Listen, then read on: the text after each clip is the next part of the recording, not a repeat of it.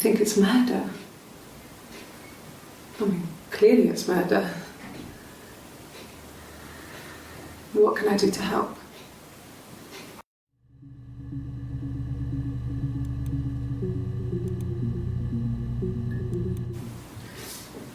Yeah, that's me.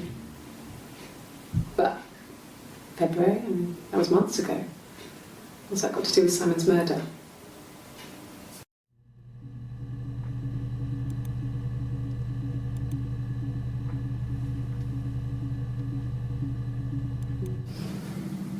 I didn't murder Simon. You've got it wrong. You've got the wrong person.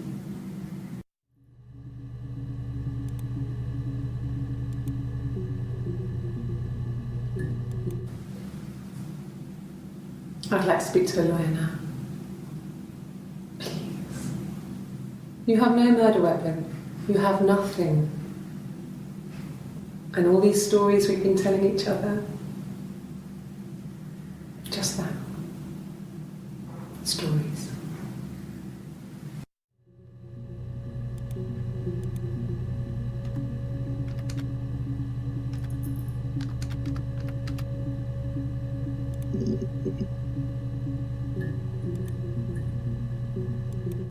Well, I don't know. I probably had to pop out and get something, that's why I was speeding. And that wouldn't have been noted on my timesheet. But I really can't remember back to February.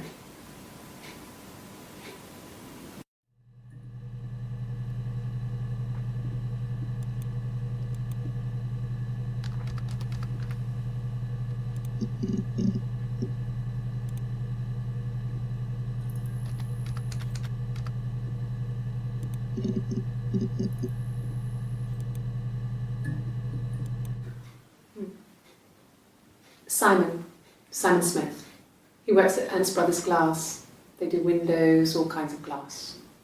Simon does the more special work, mirror making, feature windows, artistic things, really beautiful things.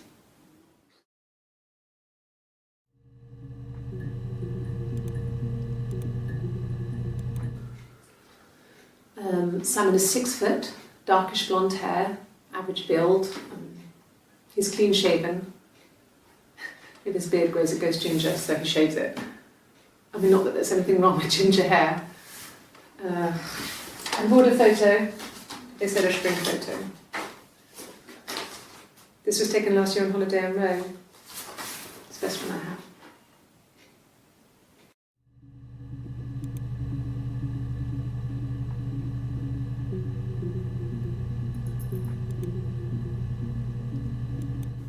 It's the Rockington Arms, the Rock. It's run by a nice couple, Peter and Susan. There's some other regulars there that Simon likes to drink with, and the barmaid they're having sometimes, Helen. Peter said Simon had been in and had a few drinks.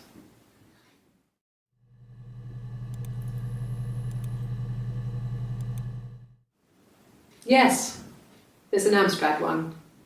No one uses it for very much. There's a printer so you can write letters on it. Simon sometimes plays games, you know, climb the tower, save the princess, that kind of thing.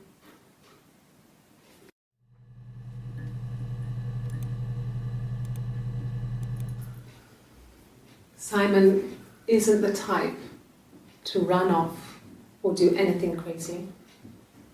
Someone must have done something to him, or there must have been some kind of accident. So what do we do next?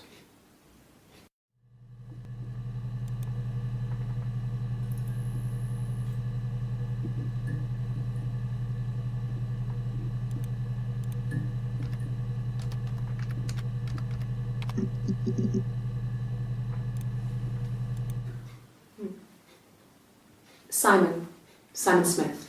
He works at Ernst Brothers Glass. They do windows, all kinds of glass. Simon does the more special work, mirror making, feature windows. Simon does the more special work.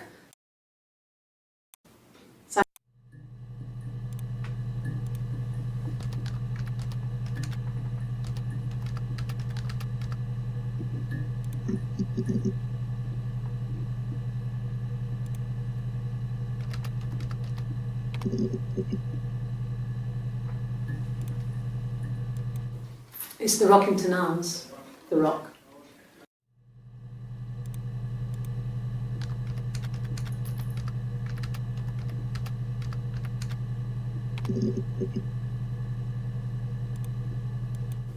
It's the Rockington Arms, the Rock. It's run by a nice couple, Peter and Susan.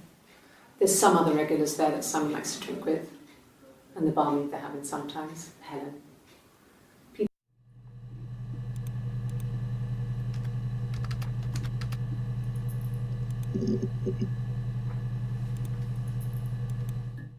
No.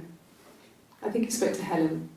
She said he was upset about her argument, but I'm not sure what else he said. He likes Helen. He likes blondes.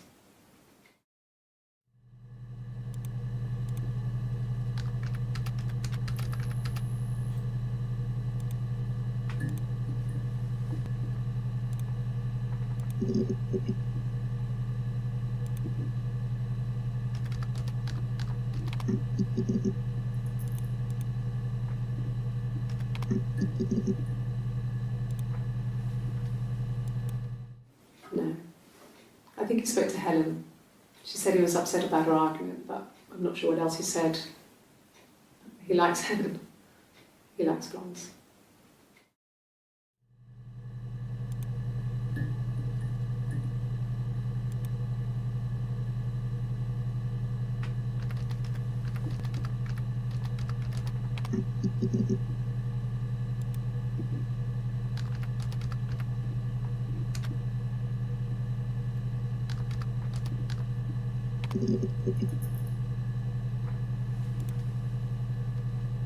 No, no one has been in the last few weeks. We had a plumber come in 3-4 weeks ago. Someone Simon knew from the Rock.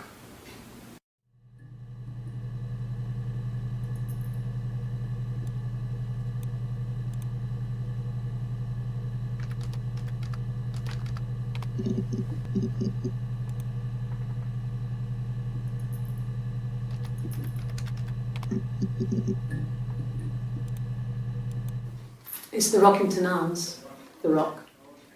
It's run by a nice couple, Peter and Susan. There's some other regulars there that Simon likes to drink with.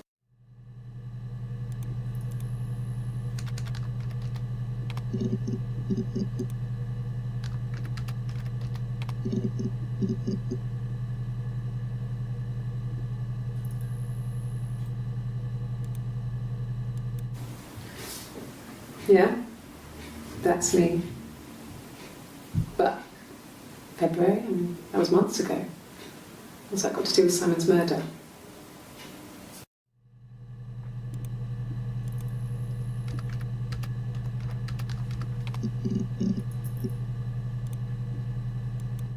Well, I don't know.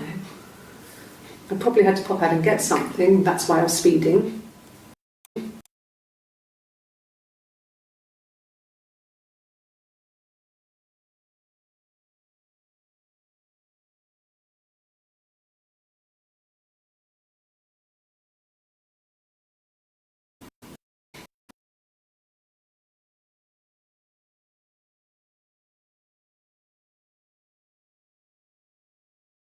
Noted on my time.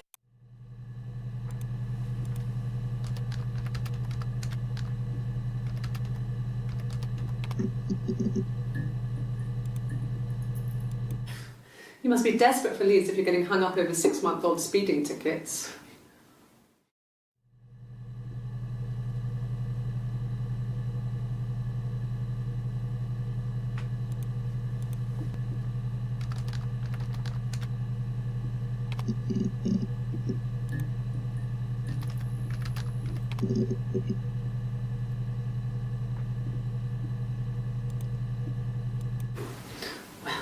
I remember the ticket, of course. I paid it without telling Simon. Didn't want to get told off. And they put points on the licence.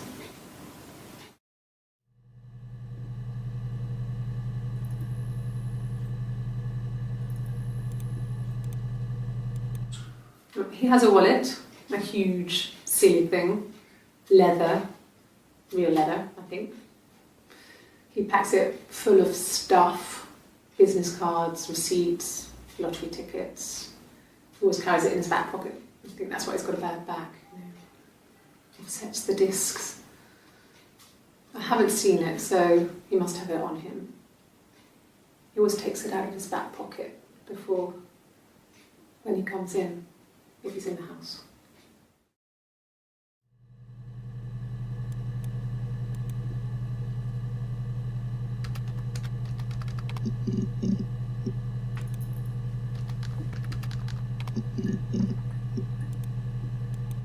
Yes, that would be in his wallet. It's a Visa, a silver one. He doesn't like to spend money he doesn't have, so he usually pays with cash, but Eric convinced him to get one.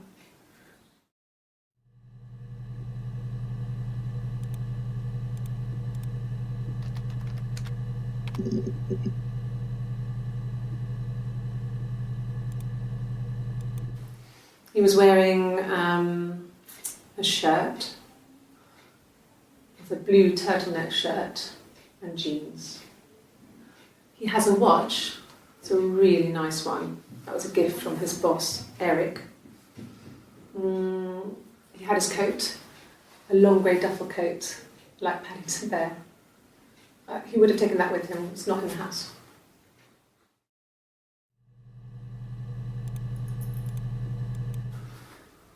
So, it was Friday evening. We had an argument. He left. On Saturday, he didn't come back. I waited all day. He was supposed to go help Eric out with something on the Saturday afternoon. They had a job. He didn't show. So Eric was ringing on the phone. I checked at The Rock, that's our local. They said they'd seen him on the Friday night, but not since. He still wasn't back this morning. It just isn't like him at all. Still not back by dinner time. It's getting dark again. So I decided to come and see you. His parents haven't heard anything either.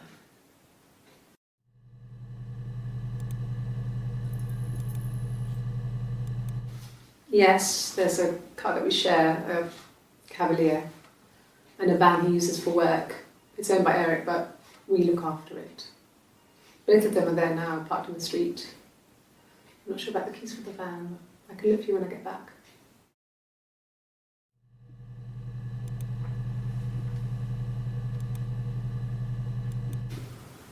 Well, Eric was like an uncle to him. They were pretty close. They spend a lot of time with each other, especially when they have to go to conferences. Have you met his wife, Diane?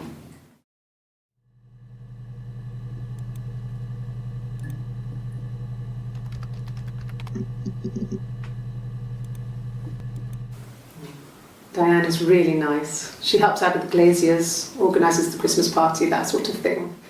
They have 2 kids, really sweet kids. She used to look out for me when I worked there.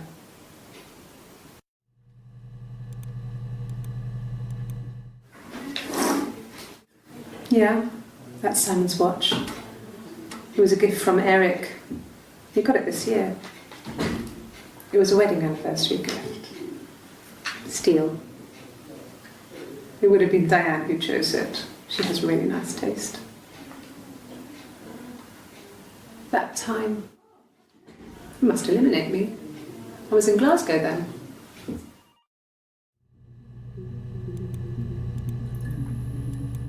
Not really. He would go to the pub. He had his drinking buddies there, but no one ever really came back to the house. Sometimes Eric, his boss, and his wife would come over for dinner. That would be us returning the favour. Diane is a really good cook, into her trendy ingredients. And the last time Simon cooked something off MasterChef, he got the recipe off Ceefax, and I did my Lloyd Grossman bit, commenting from the sidelines. I had to find fennel from the supermarket. Have you ever eaten fennel?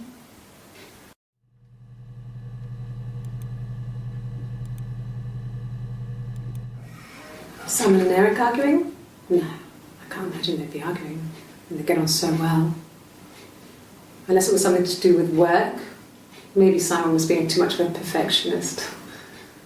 But I don't know. You should ask Diane.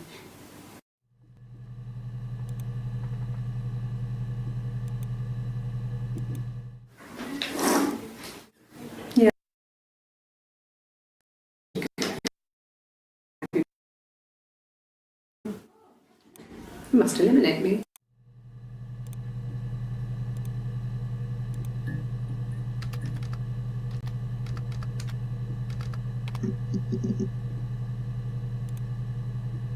I got in the car and I drove.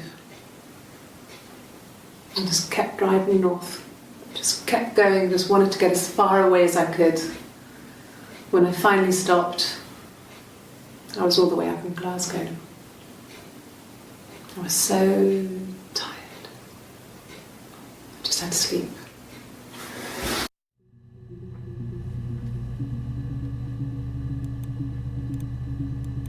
Yes. I got to Glasgow, I was exhausted, so I pulled over and slept in the car. I woke up because a rubbish truck went past. I got some petrol, bought a coffee and a pastry, tried calling someone from a payphone, and then headed back.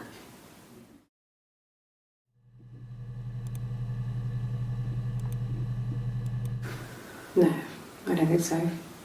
Glasgow was deserted that early in the morning.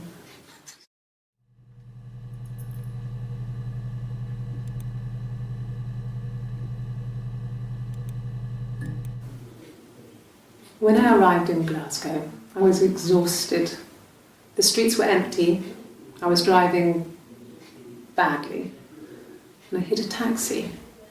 Not a big crash, just paintwork.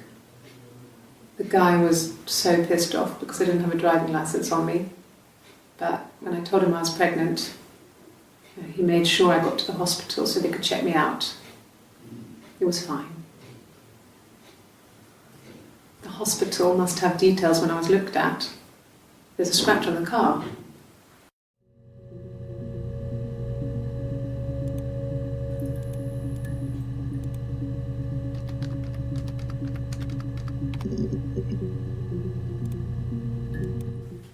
I don't see how it's hard. We've established I was in Glasgow when he was killed. You've spoken with the hospital.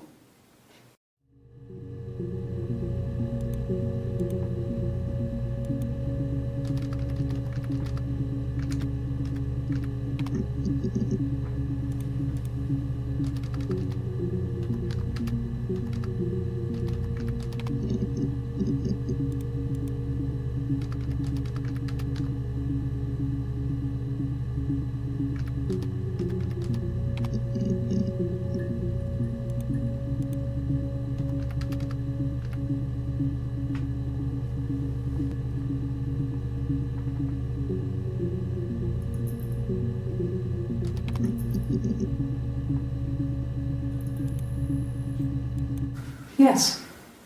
I got to Glasgow, I was exhausted, so I pulled over and slept in the car. I woke up because a rubbish truck went past. I got some petrol, bought a coffee and a pastry, tried calling someone from a payphone, and then headed back.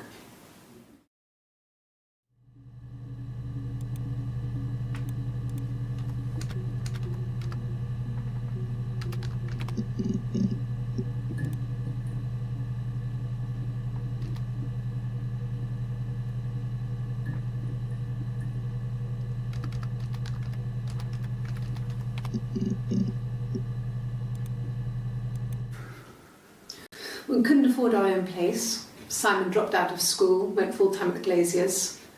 That was Eric's generosity. We moved in with his mum and dad. They had a spare room for us and the baby, if it came.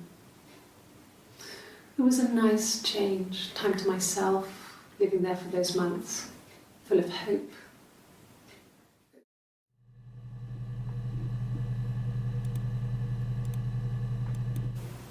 Okay. I parked up on the street. It was busy, so I had to park down the end of the road.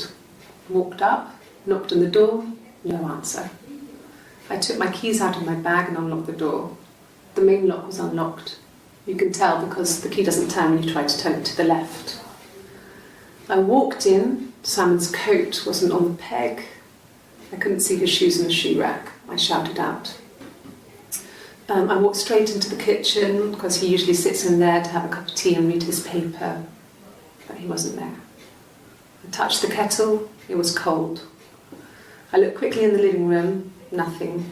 So I walked upstairs to the bedroom and he wasn't there. I didn't search for him because it was pretty clear he wasn't there. I had a shower. The phone rang whilst I was in the shower. I didn't answer it. I think it was Eric. Then I was just exhausted. So I lay down on the bed and I fell asleep, though I didn't mean to.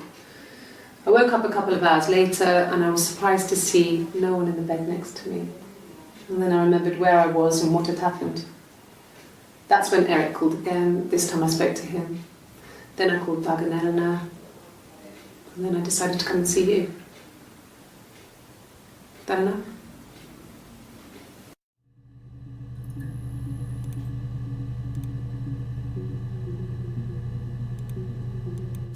Not really. He would go to the pub. He had his drinking buddies there, but no one ever really came back to the house. Sometimes Eric, his boss, and his wife would come over for dinner. That would be us returning the favour. Diana's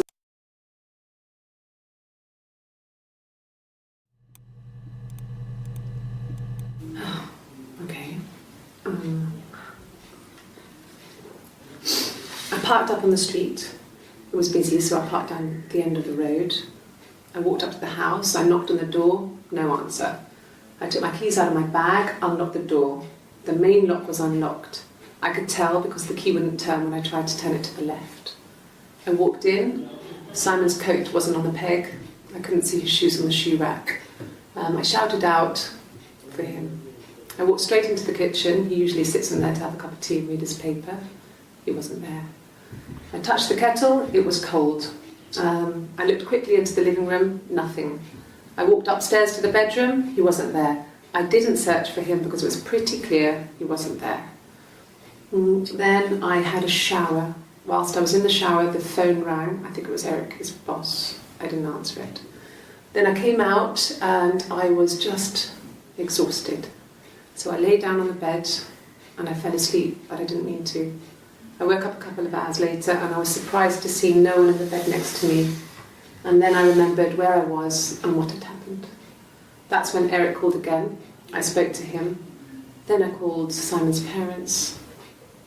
And then I decided to come and see you. That enough?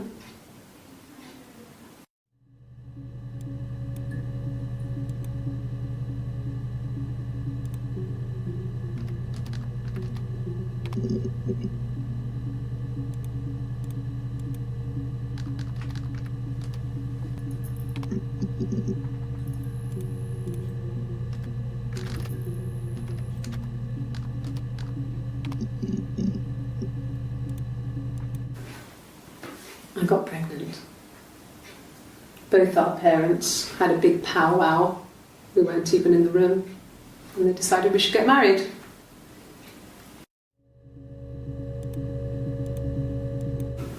No. I lost the baby. I had a miscarriage at 8 months. We carried on living at Simon's parents until, well, it was only a few months after.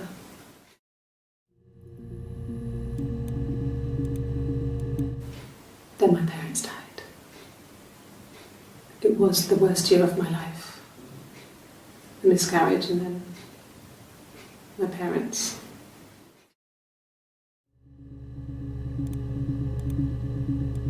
Yes, I inherited it from my parents, so it made sense to move back, me and Simon. Felt like going back to old ways before the pregnancy. Reminded me of being a girl. A dollhouse in the attic, old things. We didn't sleep in my parents' bedroom for a long time. We decorated it as soon as we moved in, but it was another year before we started sleeping there.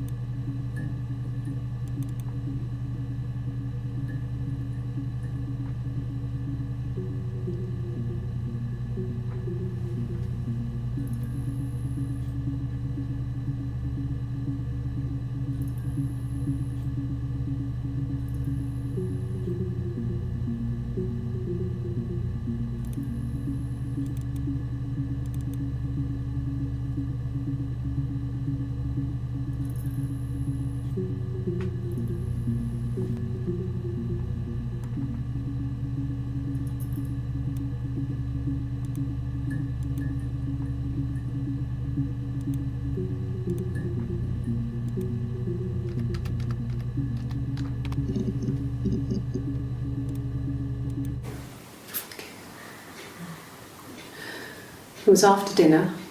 I'd spoken to Sam's parents on the phone. I looked up for an early night and I suddenly had this thought. I think it was something his mum had said.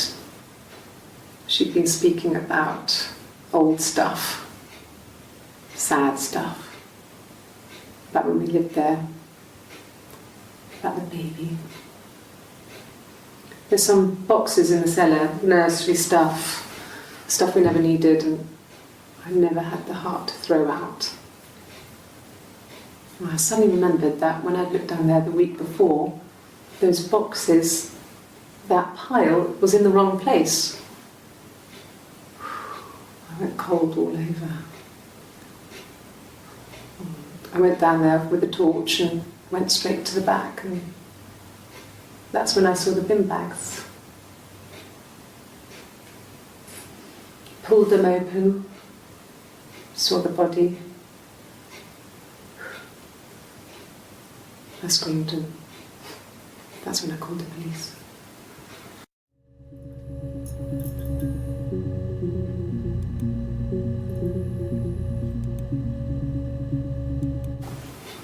Simon's parents offered to put me up, but I didn't think it would be a good idea. It would be too sad. Not right now. I'm staying at a friend's.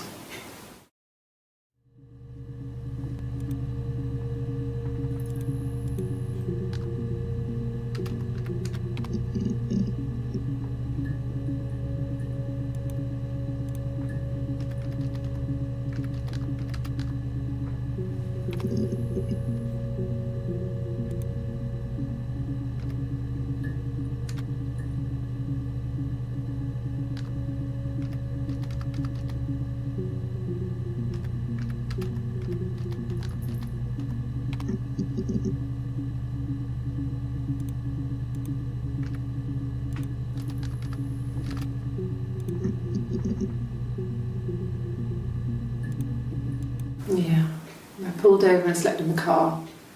This was just by the side of the road. I was exhausted.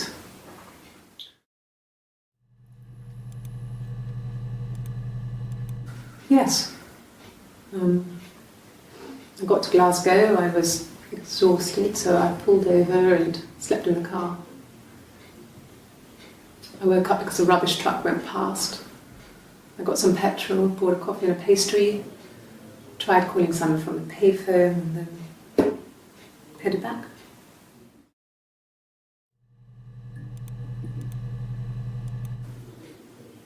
When I arrived in Glasgow, I was exhausted.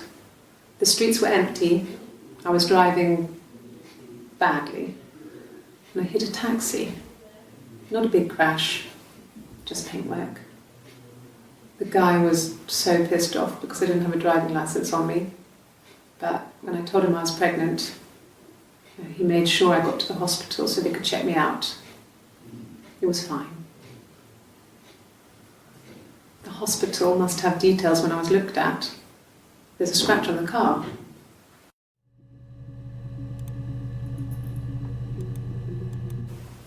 Okay. I parked up in the street. It was busy, so I had to park down the end of the road. Walked up, knocked on the door, no answer. I took my keys out of my bag and unlocked the door. The main lock was unlocked. Okay. I parked up on the street. It was busy, so I parked down the end of the road. I walked up to the house, I knocked on the door, no answer. I took my keys out of my bag, unlocked the door. The main lock was unlocked. I could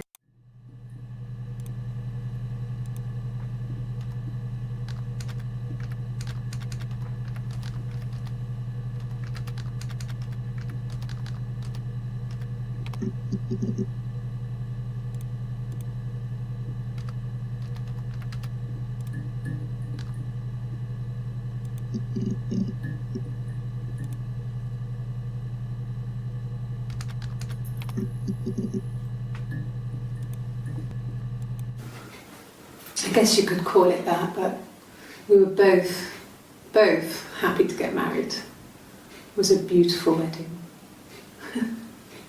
We had our first dance to come back and stay. I'm not sure if that's a good wedding song, but I loved it. I chose it. It was genuinely our first dance. We'd never danced together before. It was probably awful to watch, but I enjoyed it.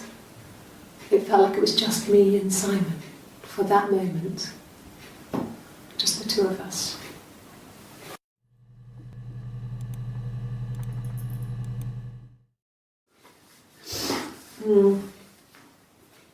I left the next day, Saturday. I slept for a few hours in the car. And when I woke up, I came straight back. Simon wasn't returning my calls and I wanted to try and make up. I got back to the house and Simon wasn't there. And excuse me. Is there a bin?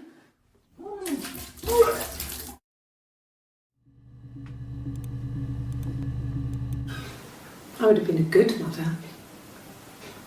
I was young, but I would have been a good mother. She was a girl, by the way, the baby. We were going to call her Sarah. Simon wanted to call her Ava after his nana, but I didn't want her to have a symmetrical name.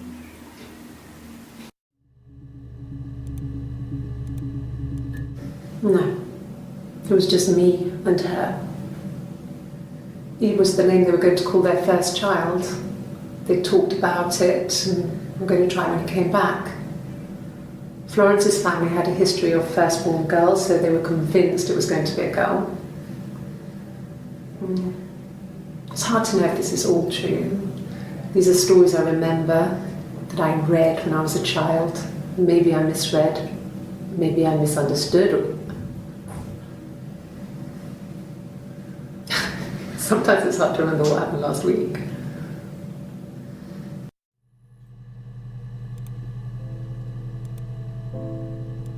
She sent him out the house, kicked him out, called me up, crying, and I went round. I guess I had a feeling I could hear something was wrong in her voice, but I wasn't sure what it was. She called me sister on the phone. She never calls me that.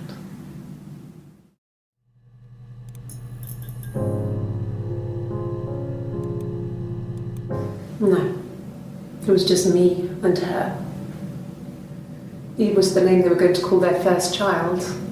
They talked about it and were going to try when he came back. Florence's family had a history of firstborn.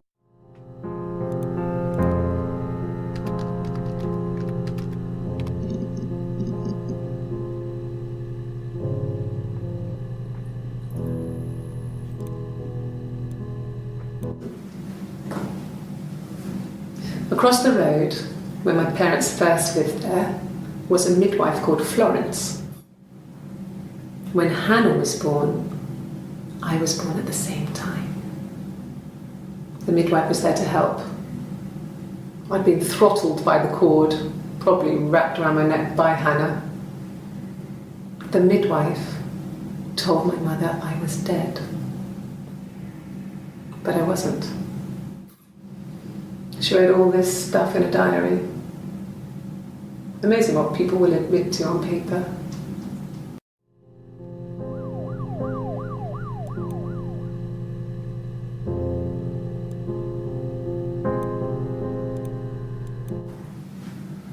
Florence took me home with her.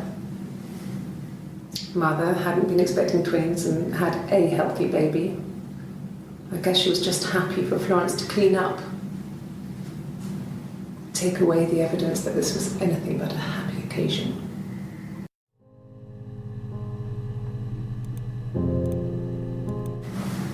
Florence raised me in her home. I never left it. She kept me out of sight. It wasn't odd for people to see a midwife with a baby, carrying in supplies, washing nappies, that sort of thing. I never knew any different. I grew up looking out of my window and seeing her across the road. I thought it was like a reflection in the mirror. She was me.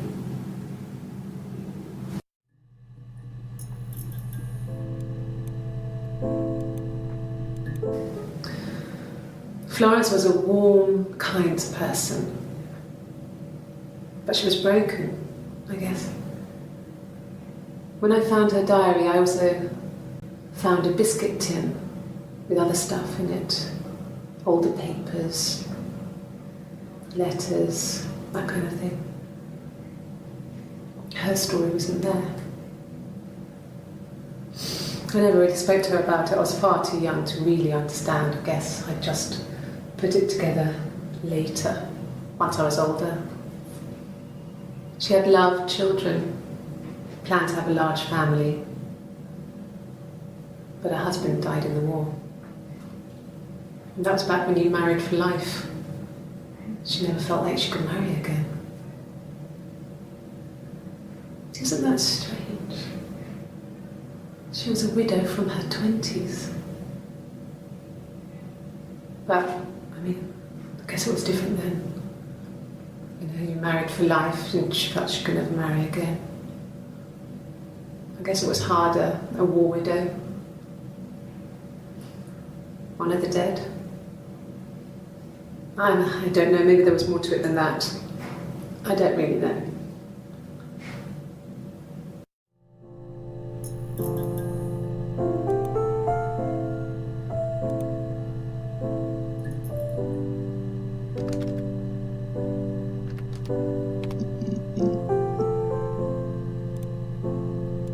No, he doesn't keep a diary. That's my thing. I've kept one, well, as long as I can remember, since I was a girl. It helps make sense of my day. And when you're forced to put something into words, it just gives you perspective. Everyone's on the same page.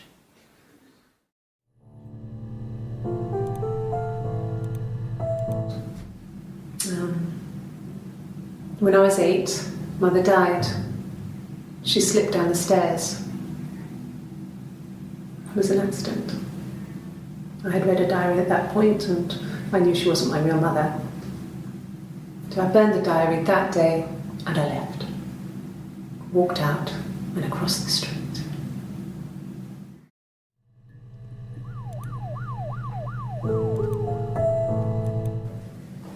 It just became our way of life.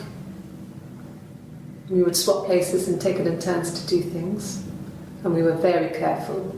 Whoever had been out that day would come back and write a detailed diary so that we were on the same page. We had a list of rules that said what we could and couldn't do in any given situation. It was exhaustive. We lived a second life through those rules. Rules for things that could only ever happen inside our imaginations. We would consider all the permutations of future events and agree rules to walk our way through them.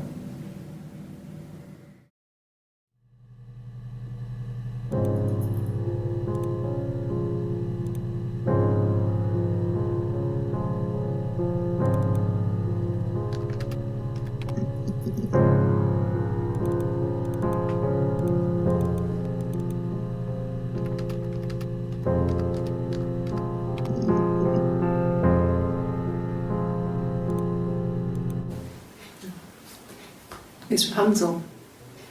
The story starts when she's born. Mother Gothel, a witch, takes Rapunzel from her parents and keeps her locked up in this tower.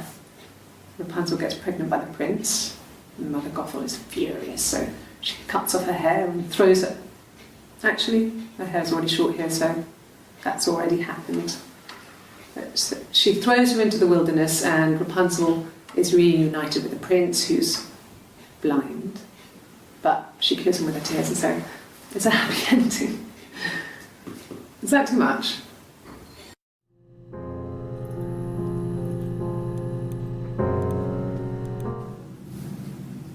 Her story is that she'd waited for him to come back. She put on my wig, some of my clothes, pretended to be me. They talked. She'd enjoyed being me. He said he wanted to be with me. Then he took out a present, another mirror. just like the one he'd given her earlier. That unique present. She went crazy, smashed the mirror. They argued, screamed. He hit her. So she grabbed a piece of the mirror and just swung it round. She cut his throat clean open. She'd only meant to scare him off.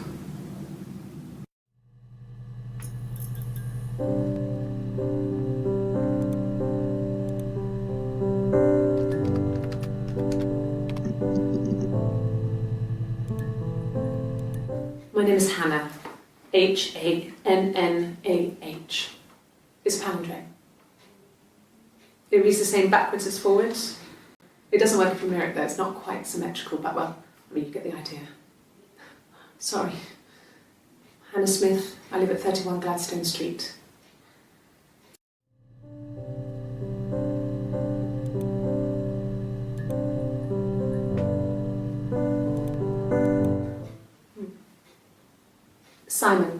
Simon Smith. He works at Ernst Brothers Glass. They do windows, all kinds of glass. Simon does the more special work, mirror making, feature windows, artistic things. It wasn't the present so much, it was one of those arguments that had been simmering for a while. The present was a mirror, a nice mirror. He'd engraved the glass, the kind of mirror a princess would have in a story. He made it specially for me.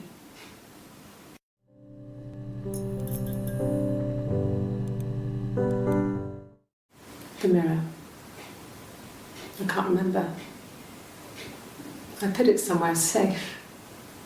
Upstairs, I think. I haven't looked at it since.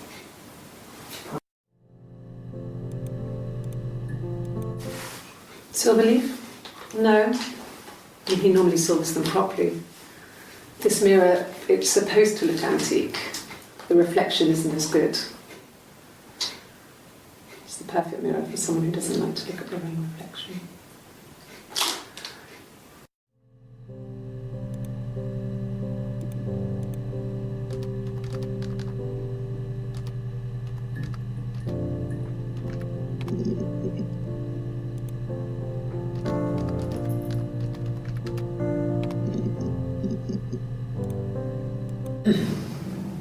Yes.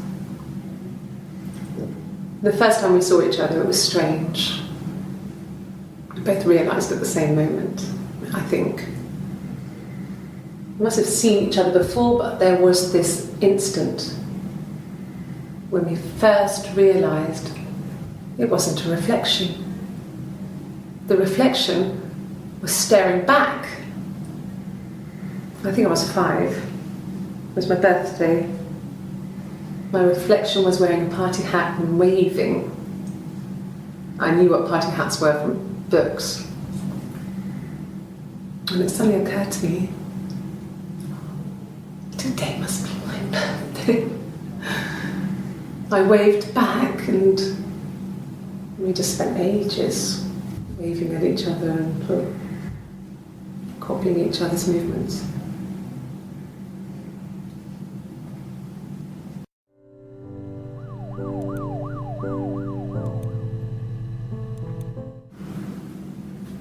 Mother wanted me to grow my hair long, but I kept cutting it myself. I wanted to look like my reflection. She always had short hair when she was little. Mother would hide the scissors, but I would find a way. Cut it with a bread knife, something like that. My reflection would always leave her house and go on adventures, but I never could. Mother taught me at home, and I had books and TV. Oh, TV was magical, but it was only on when it wanted to be, so I spent a lot of time reading books.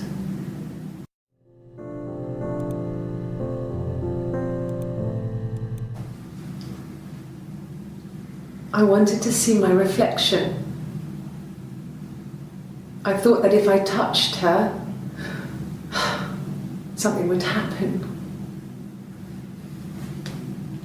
We would become one. One girl. The fairy tale was over, the witch was dead, and I'd be restored to my rightful place.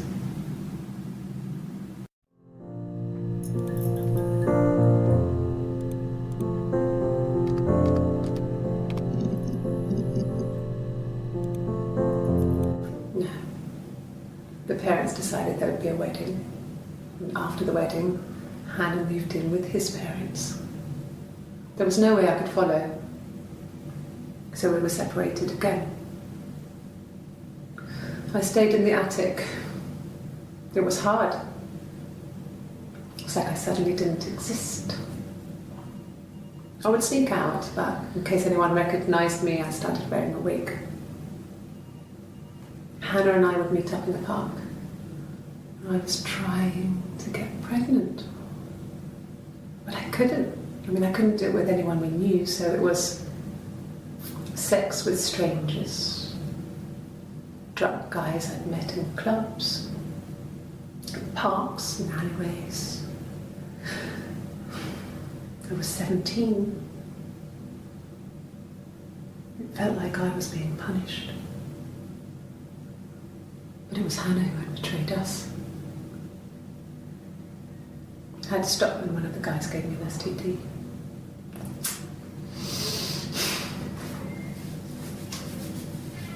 When we met up, it was disturbing. For the first time, my reflection, she didn't look like me. She was fatter, flushed. If anything, I was getting skinnier. I found it hard to look sometimes. We talked about what to do. Was it time to become our own people? That seemed like the right thing to do, but neither of us wanted it. We agreed that her and Simon would get their own place as soon as possible, and then I could move in. And that was the plan.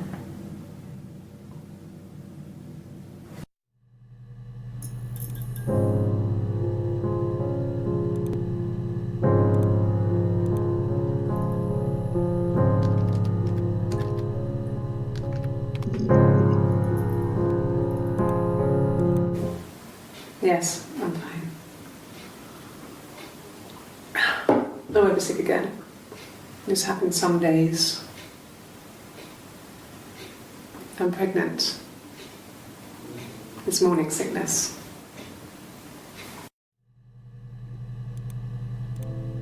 No. Well, yes. He found out on my birthday. I told him I was pregnant.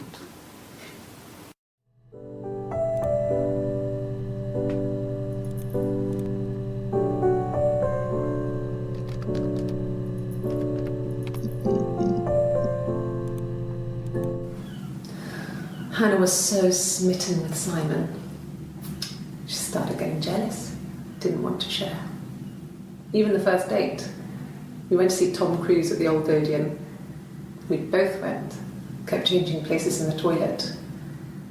We only had the one best dress, so we had to keep swapping clothes. Must have thought we had terrible bladder problems. The next date, it was my turn. At the end, I let him kiss me, but that was it. We didn't want another Carl on our hands, and the Ouija board had said to hold back. After that, it was Hannah's turn, and she slept with him. Broke the rules. Deliberately broke the rules. She wanted to be the first to sleep with him. That's when she got pregnant. From that one time.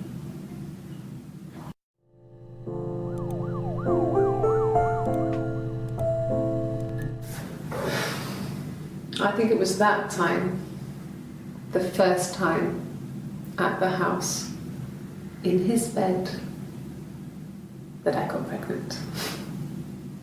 Amazing, right? This fucking magic sperm. And they say lightning doesn't strike twice. I didn't tell him. I missed 3 periods. I had pretty irregular periods anyway, but 3. I had always thought we were infertile. Both of us. I didn't tell him. Just waited. Hannah and I were meeting for our birthday, and I told her because I thought she would be happy for us both. I think she was.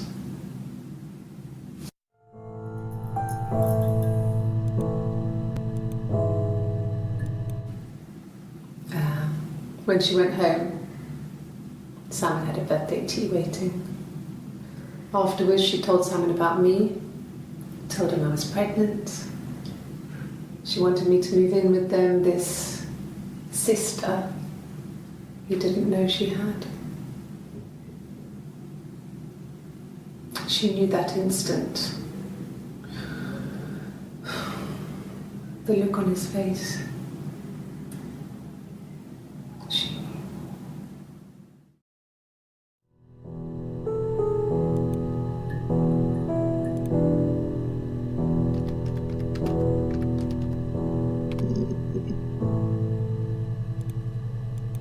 Yes, that's my birthday.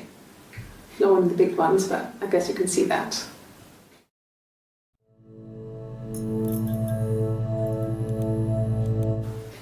It was my birthday, like you said. We were going to have a meal at home. We had our meal. He gave me his present. I guess I didn't like the present.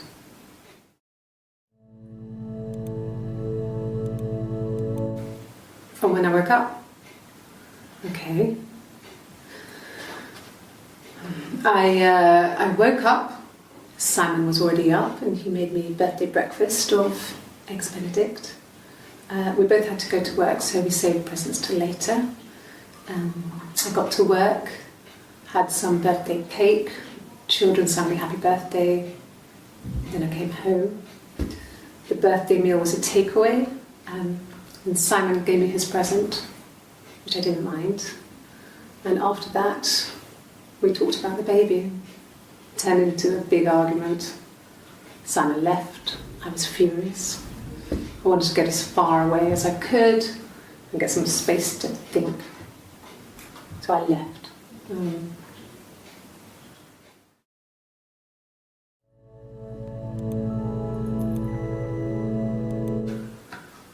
A week or so ago, it would have been the Saturday before my birthday. You know, I get like that on the weekends, have a lie-in, then want to get up and blitz the house.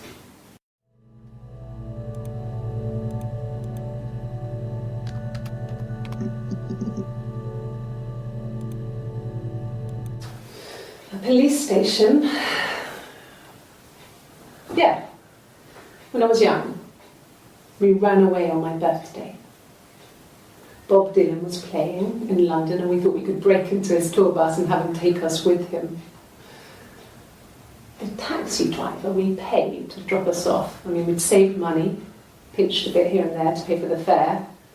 He was suspicious because we were so young, so he told the police. So they came and picked us up and took me back to Portsmouth. My mum picked me up from the station. But I blamed everything on my friend Eve. So my parents let me off.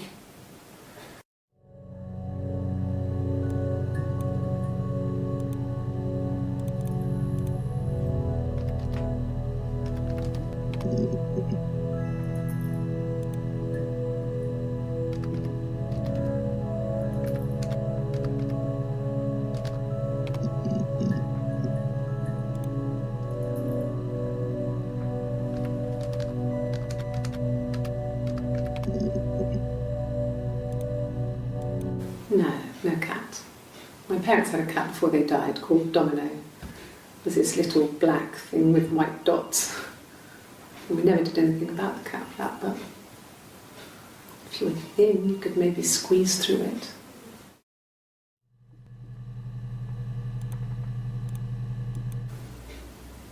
Could they have been my parents' fingerprints? I'm not sure how long they last for, but is that possible?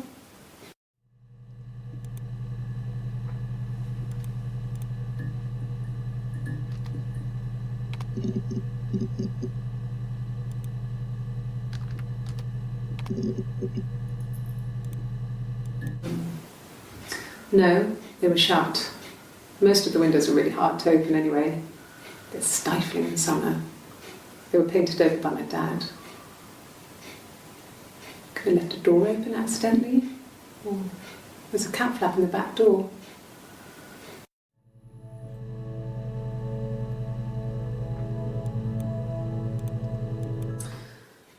This other person doesn't exist. I don't know what the blonde wig is, but it could be anything. Have you looked at the cat flap?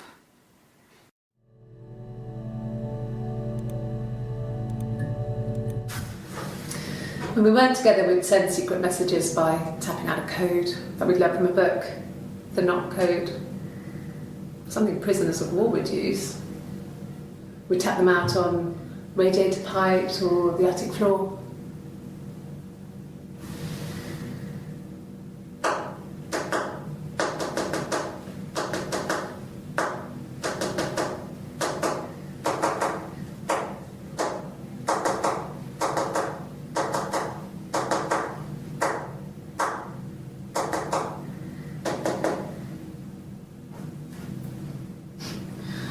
Dad thought we had mice, but they couldn't find any.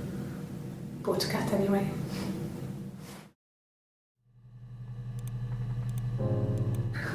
We loved our cat, Domino. He had this little bell around his neck to stop him from killing birds in the garden. And we used to write each other notes and put them in the bell, and we could send them to each other. Mum found some of the notes once, and she thought I was just writing to myself because our handwriting was identical. And we had our own words for things, so she didn't quite understand them anyway.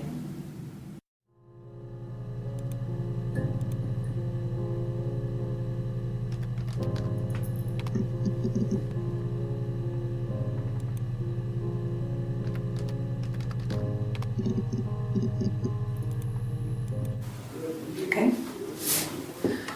There's a girl and she's staring out of the window. She's sad. She's trapped. She's here. She's looking out the window because her mother won't let her out.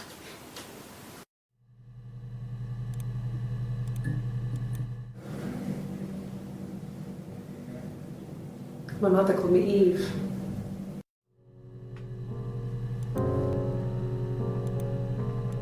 Well, she wasn't my real mother, but she raised me. Do you want to hear the story? It's a real-life fairy tale.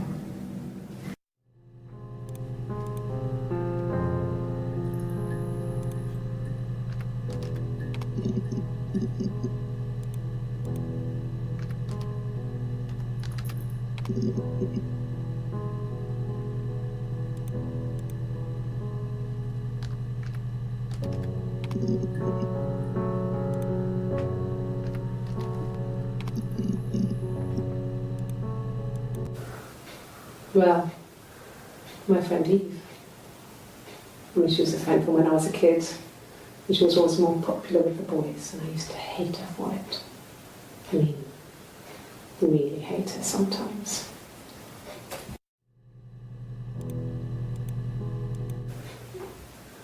Yes, we'd fight. We fought on the beach once, and I held Eve's head underwater. There was no one else around. It was at the far end of the beach, and I held her head under, and I kept it under. And for a moment, I just wanted to kill her and watch her drown. But that was it. It was just a moment. We were made up afterwards. It was a love-hate relationship.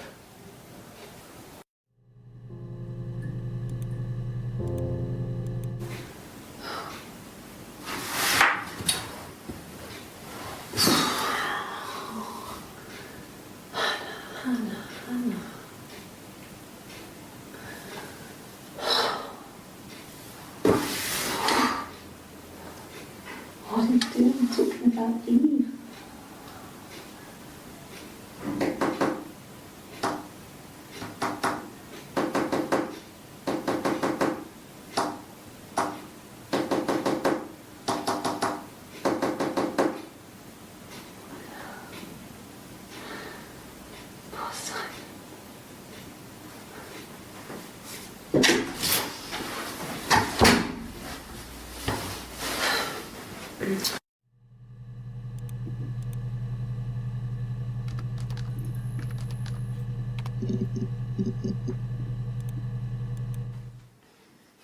You want me to play something? I'm not the world's greatest guitar player. Okay. Probably needs tuning. No, it's okay. How about a traditional ballad? Should be right up your street.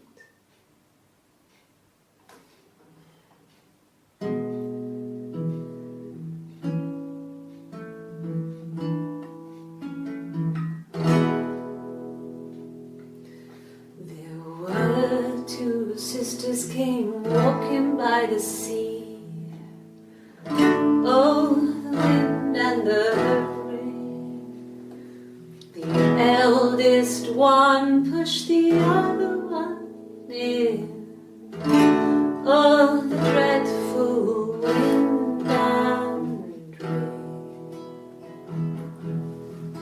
See, they both had a love for the captain's son. Oh, the wind and the rain, but he only cared for the youngest one. Oh, the dreadful wind and rain.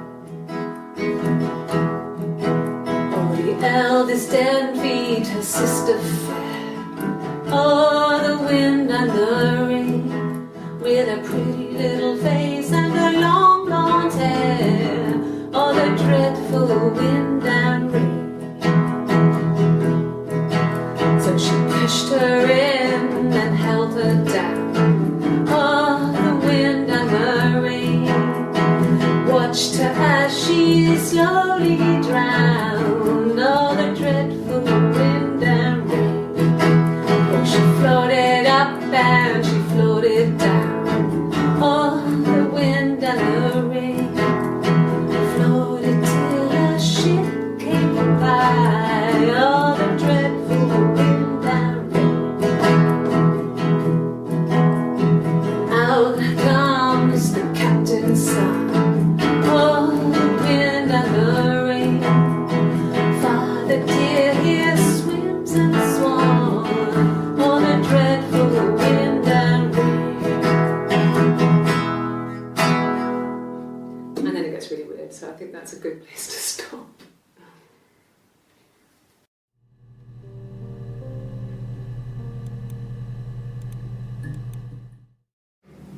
My sister is gone, and she's never coming back.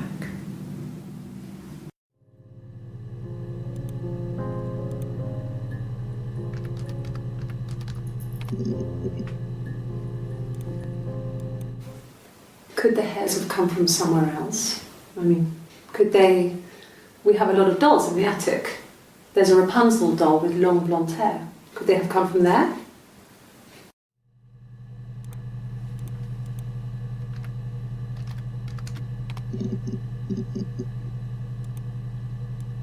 Really? Okay. Here's the rest.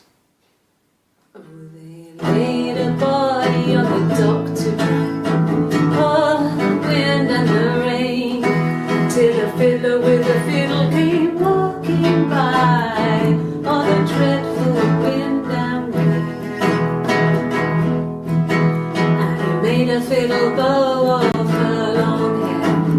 Oh, the wind and the rain. Yes, he made a fiddle bow of her long blonde hair.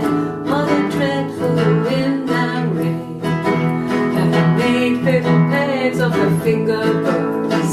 Oh, the wind and the rain. Yes, he made fiddle pegs from her finger bows. Oh, the dreadful wind and rain. And he made a fiddle out of her breastbone. Oh, the wind and rain. The sound could pierce a heart of stone. Oh, the dreadful wind and rain. But the only tune that the fiddle could play was oh, the wind and the rain. Yes, the only tune that the fiddle could play was oh, the dreadful wind and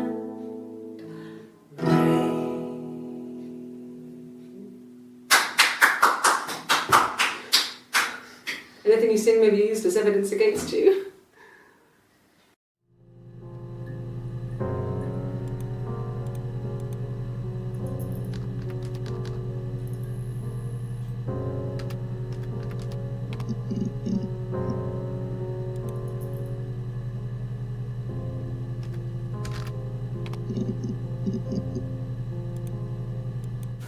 A wig? You mean? But what type of wig?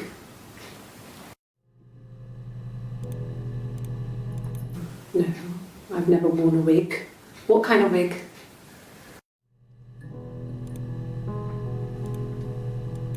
This was about 9. I went round and she was waiting for me. She was furious and so angry, the kind of anger you can only have towards yourself. We screamed at each other, argued, cried, we fought. I hit her back, left a bruise. I had my wig on from performing, she tore it off. Eventually, we grew tired of fighting and I left.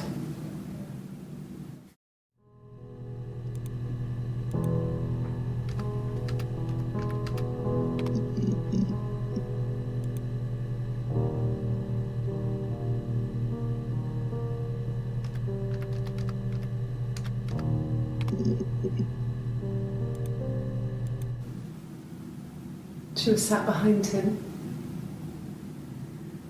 She had my wig on. And she'd been there all day.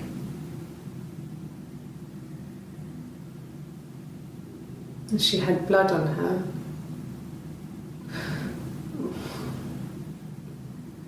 And she was in shock.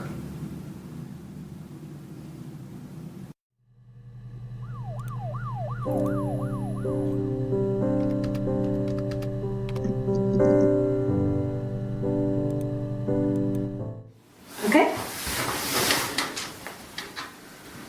I've given blood before. Do you need to take that for your records?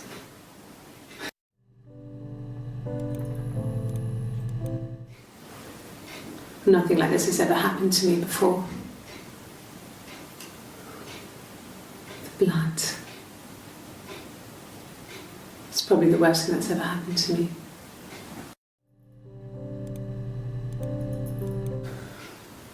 Well, fine, considering. I got back into the house today, and that was weird, knowing your people have been there through my things. It's like I've been burgled. Only worse, obviously. I don't know. I haven't lived in the cellar yet. They sent a cleaner in. As good as new, he said. But they had to throw some stuff out. Couldn't get the blood out. And I'm still waiting to hear from the coroner so we can get a date set for the funeral. It's going to be a cremation. So,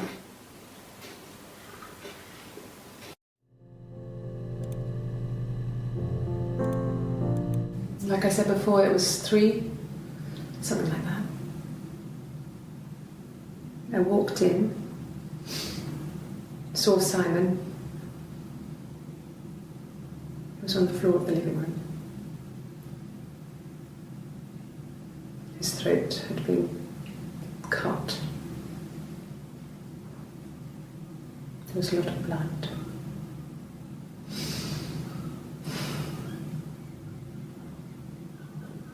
Yeah, he was dead.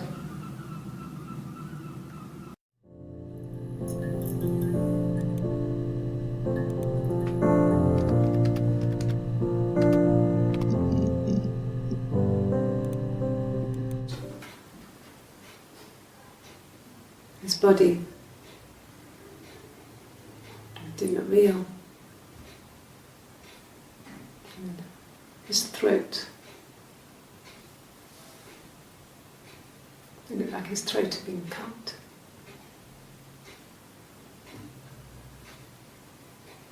And I didn't see his glasses. He has these thick glasses.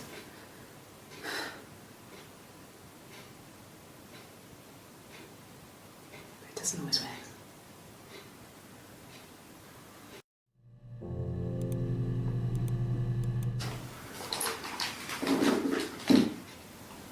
on his throat. How?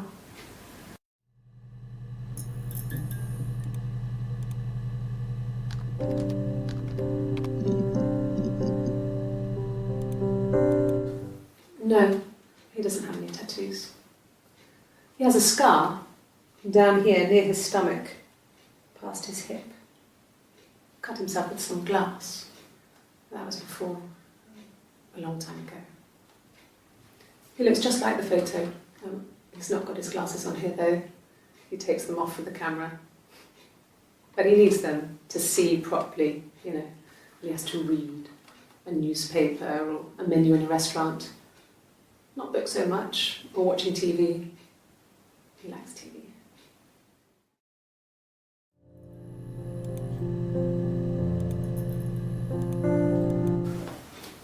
Well, on his clothes, that would make sense. He made it by hand.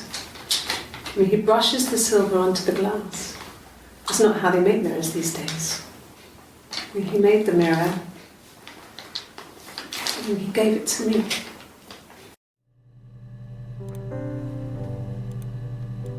No, I've had enough coffee for today, thanks. Glass of water.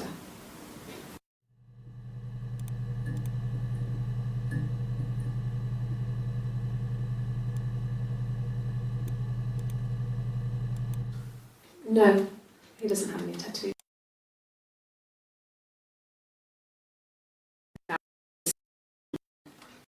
A newspaper.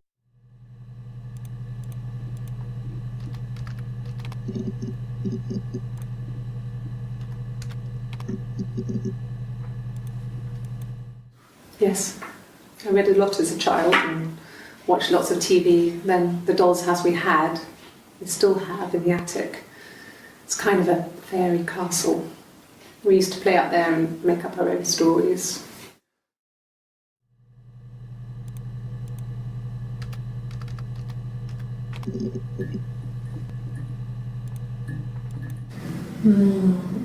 She recognised me from the window. She told me to come inside and she hid me. They had made the attic into a place where Hannah could play. There was a dollhouse.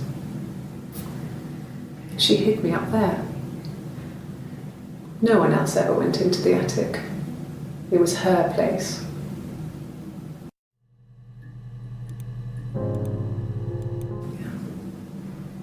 I'm not sure where the dollhouse came from.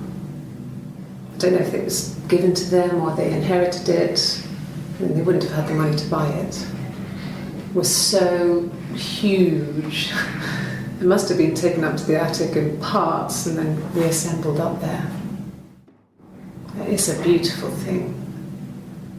Wallpaper to scale, little furniture, the lights work, mirrors, beds, big duvets and pillows. We spent hours and hours playing in it, invented all these characters and families who lived there. We wrote paperwork for them all, passports, diaries, and gave them all really elaborate stories. Once, a moth got trapped in there. We'd left a light on. It was making the most horrendous noise. We tried to kill it, but it was tough. We ended up crushing it under a copy of the Arabian Nights.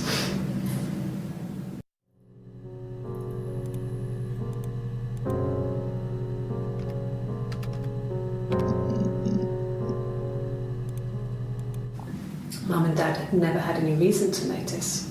They were always busy. If Hannah was eating a lot, they didn't mind. She didn't put on any weight. That girl has a healthy appetite.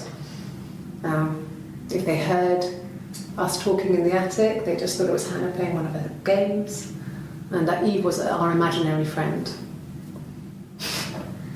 Once, she was already up and dressed and ready to go to school, and I snuck down for a piss. Mum saw me in my underwear and she went mad. "Get dressed this instant!" So I ducked into our bedroom, and seconds later, out came Hannah, dressed and ready. Mum was amazed.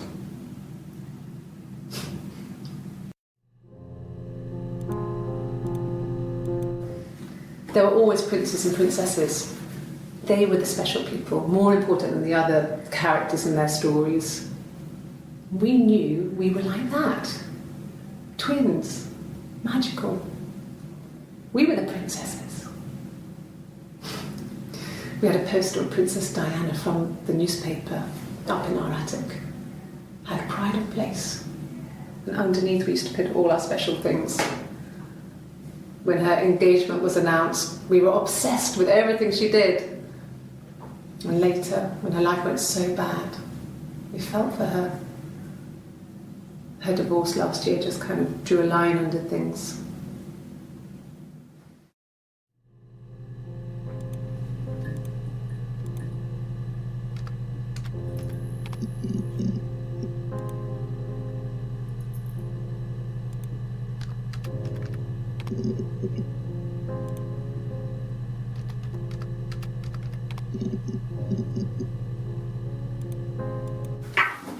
Let me see. Yes. I drove in here because I remember well I went over the river, and then there was a church there. Yeah. And I probably parked. Well, I remember seeing a street sign called Princess Street. Yeah, there it is. Yeah, so I'm pretty sure it must be this one. There.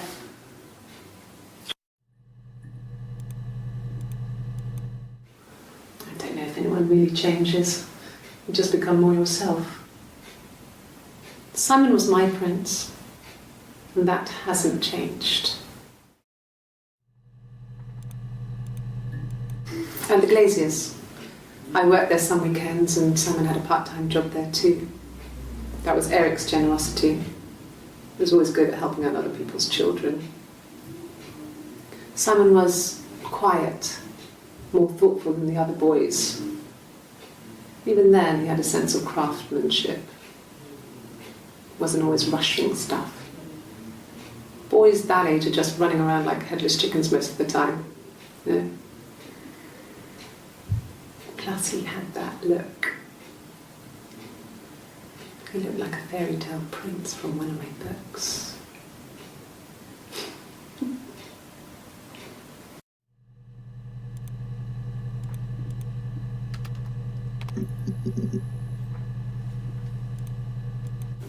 Yeah, we were 17. It was a nice wedding, people said. Simon looked very handsome in the photos. His parents paid for everything, but he's an only child, so it was important to them. It was what they called a shotgun wedding, but if you looked at the photos, you couldn't tell. The dress was beautiful. It looked like Princess Diana's. The train wasn't quite as long, though. There's a great photo of the bridesmaid helping to carry it out of the car.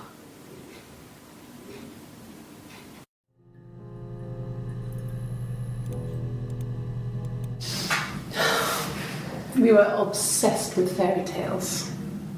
Not just the pretty ones, but the traditional ones. They were dark and real, bizarre and violent.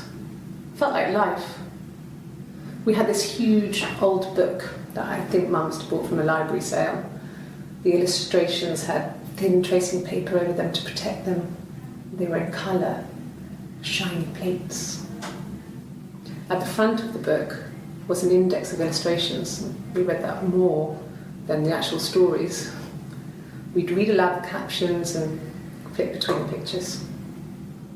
There was something intimate about peeling back the tracing paper, undressing the pictures. Rapunzel's hair is cut. The eagle plucks out his heart. The princess pricks her finger.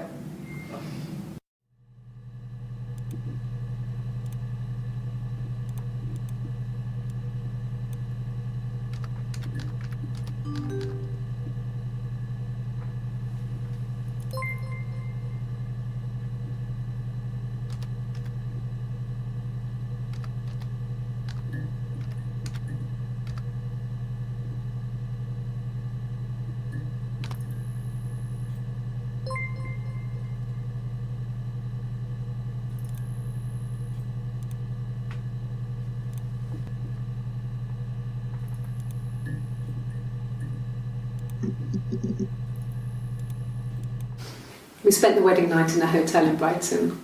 It would have been too much to do more. We were saving for the baby. It was wonderful to be in a hotel, away from home, just alone together. Since then, we've always tried to get away for our holiday.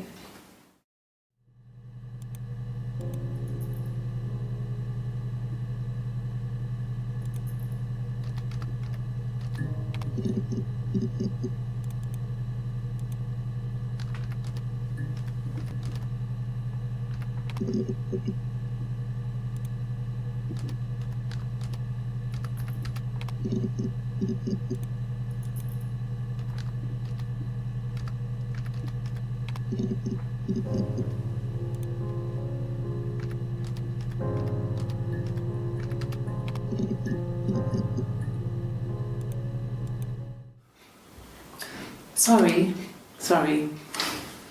The picture, the way it's drawn, just reminded me of the books we used to read as children. I read those fairy tales over and over, and they were so real to me. Rapunzel was my favourite. My brain is just full of it. Are any of these in colour?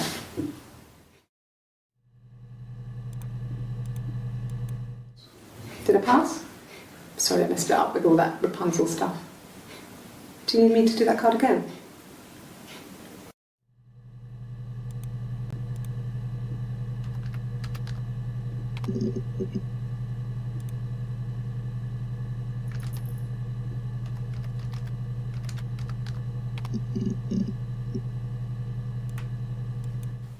Simon never cheated on me. He was devoted to me, and I was devoted to him. Nothing in life is easy. We were good to each other.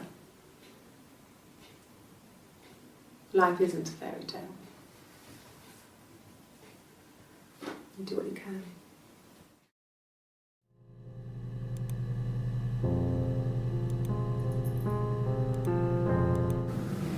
Fairy tales. Stories about lost princesses, evil witches, magical mirrors and lost children. So you see, even before I knew the truth, I'd found it in those stories.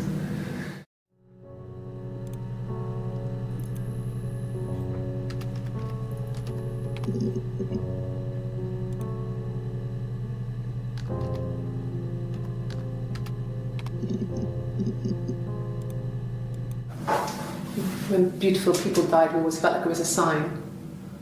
You remember Princess Grace? Grace Kelly? She died in a car crash the year before we met Simon. We used a Ouija board to speak to her, and that gave us the power to find him. That's what we thought then. That people who died tragically leave some kind of magic behind. We used to share dreams. We used to wake up and write them down in our diaries immediately and compare them.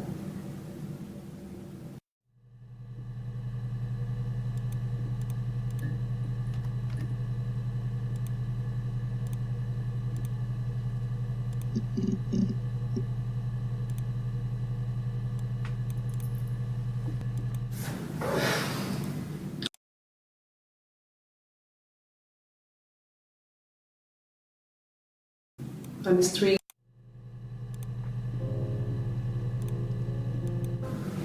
fairy tales. Stories about lost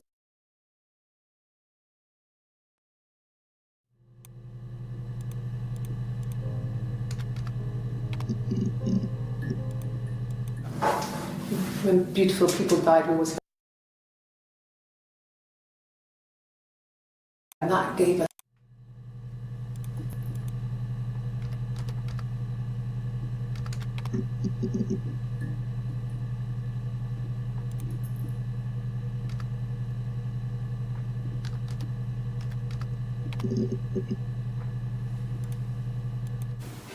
the bruise. I have a really fast metabolism, so stuff like that just comes and goes. I don't know if there's much more that I can tell you that I haven't already told the other policemen. I found the body.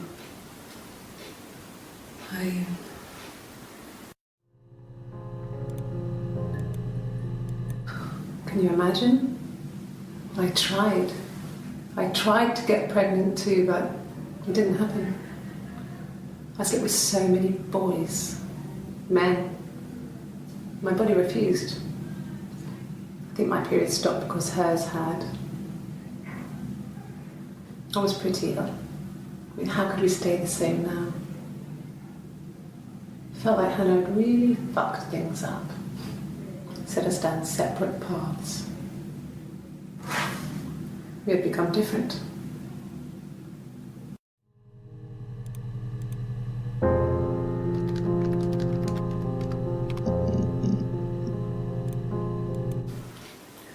thought it made me sound suspicious. It's not a normal thing to do, to drive to the other end of the country. I wanted to keep it simple. I know it was stupid not to tell you everything. Saying I spent the night in Glasgow when my husband went missing, I thought it would, distract you from what was important. It's different now. Now he's...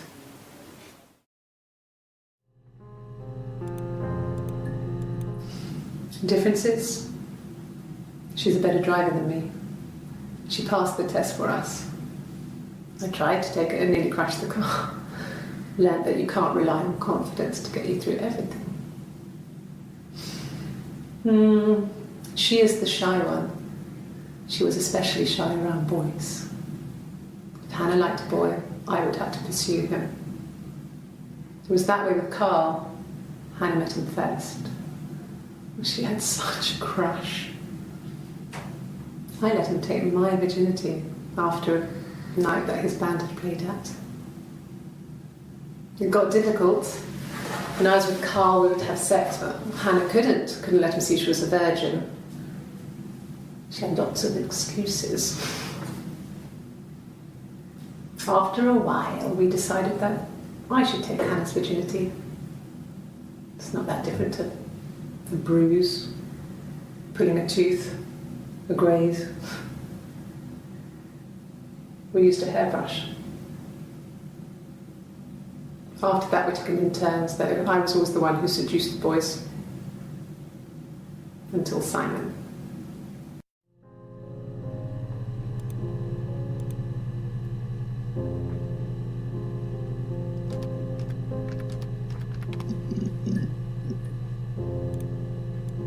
Bruise? Oh, yeah, no, it's nothing. I was going through the top cupboard in my kitchen, and the chair slipped, and I kind of hit the door with my face. I mean, it hurt like hell.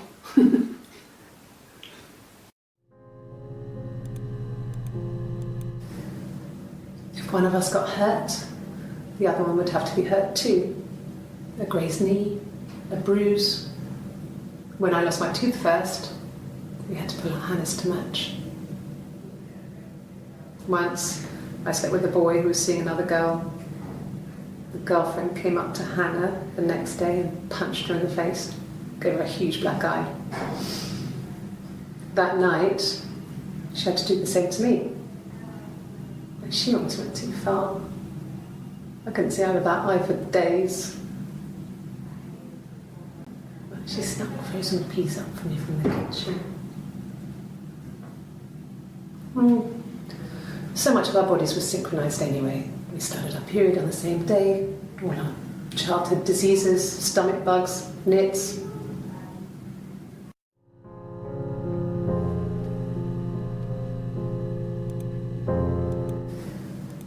If one of us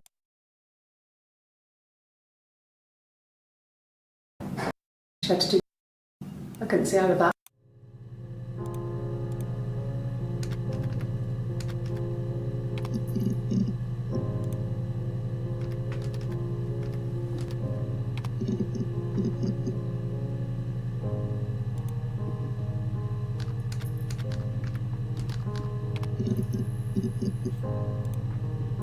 Ask the hospital.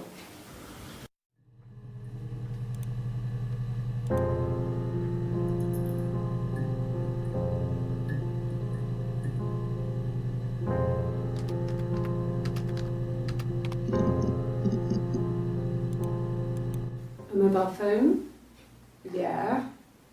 Well, they have one for the Glaziers, but it's only for work. I can't remember the number. Oh, it's in the kitchen. I saw it plugged into its charging cradle.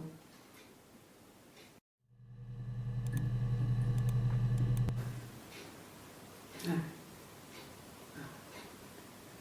The whole thing was wrong. The bags, I think they were from our kitchen. You can probably check that. We never go into the cellar. It's just a place we put things we don't need. Dad used to grow mushrooms there. The bags were taped up.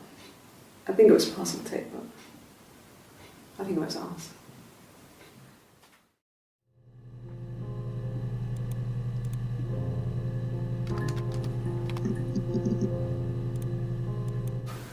When will the police let me back in the house? And they let me take a bag of clothes with me, but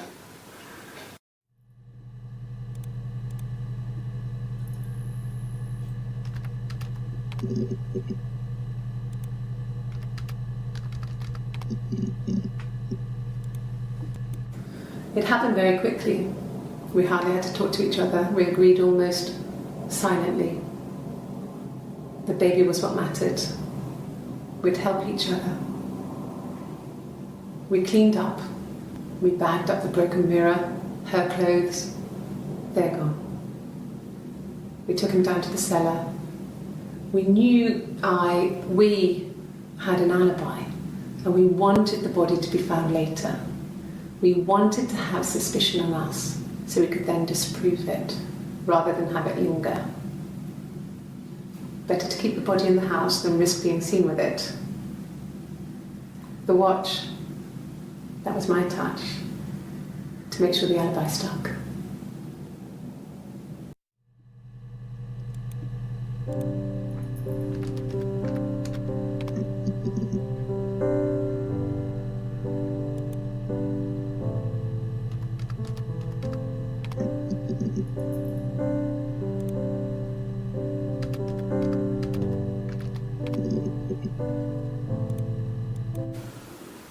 I did. Well, we met when we were 17, both working at the Glaziers.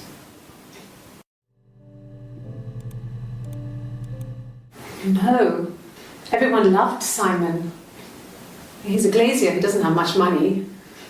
I don't know. I don't know.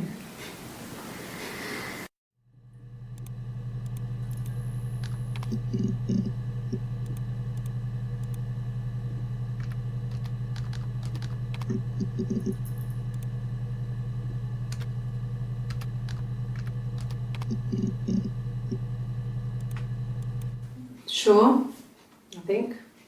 I do all the bills and paperwork and handle all the money stuff, so it should be easy for me to find. Do you want them dropped off to you?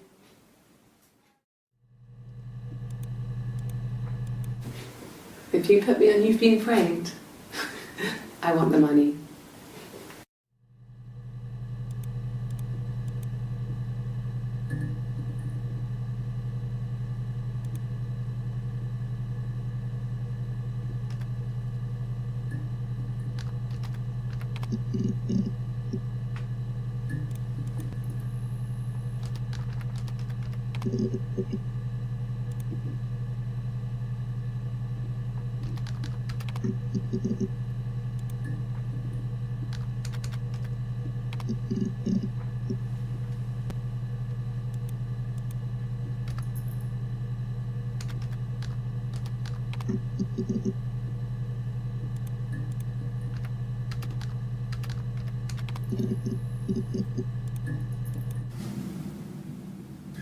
Hannah had a miscarriage.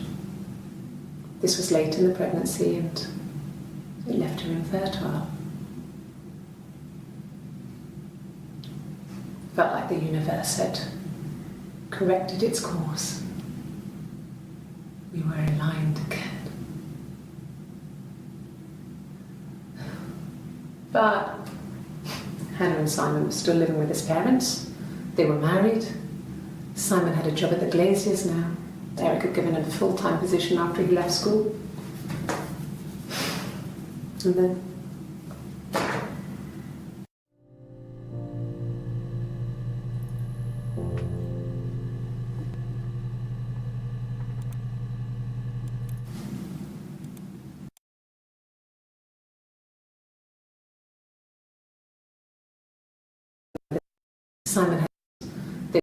Simon had given him a full-time position after he left school.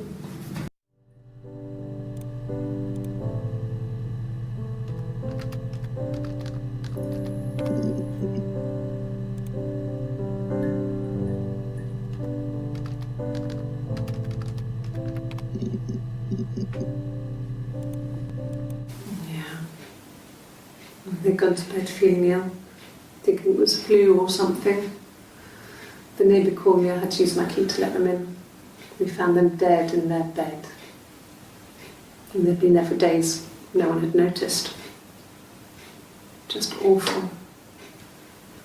It was so soon after my miscarriage, the worst year of my life. I'd been so happy to get married, and after that it was just like, fuck.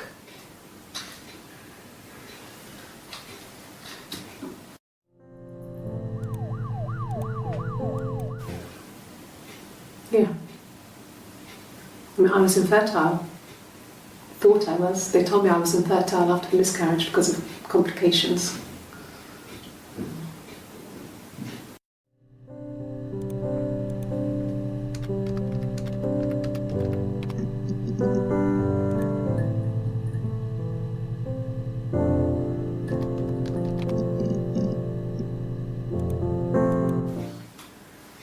When you've been married for 10 years, stuff accumulates. We could argue about anything. And he's so nice. That doesn't help. He tries to smooth things over, and that just makes it worse. We're both passive aggressive, so we never normally argue directly about anything.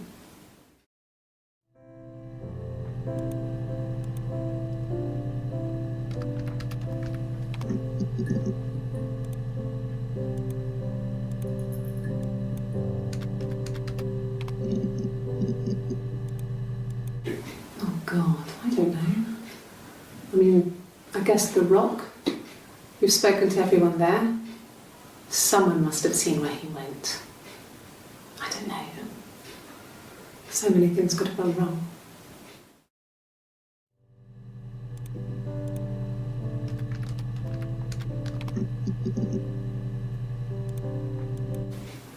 I haven't been into work. I guess I've just been waiting. Waiting to hear from you, hear from my husband.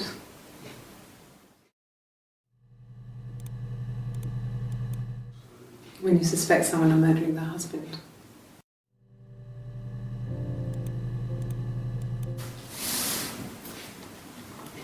She's crying, I guess. She's sad because she thought she saw her husband with another woman. But it's okay, because she finds out it wasn't her husband, it was his brother. And so it's fine.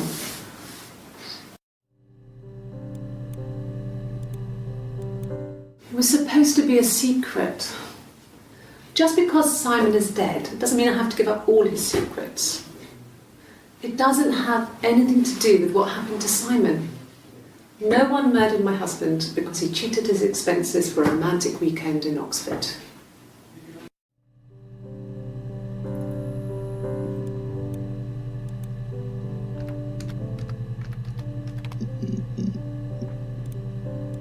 There was a conference, something to do with double glazing, in Oxford.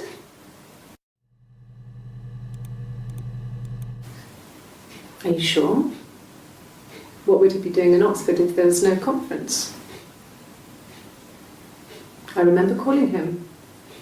He said it was boring and he spent most of the time at the bar.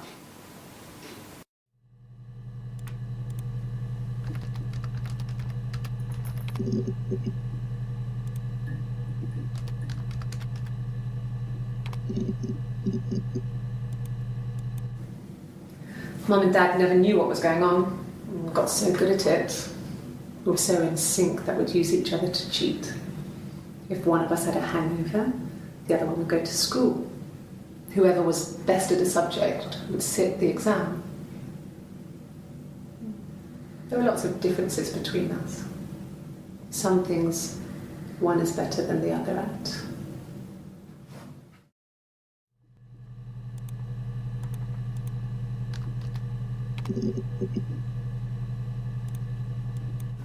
No, I have never been unfaithful. I've never cheated on Simon.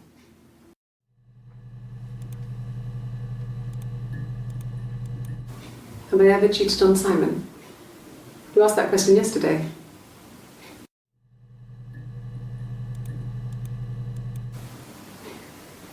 You're reaching here. Oh, I don't know why.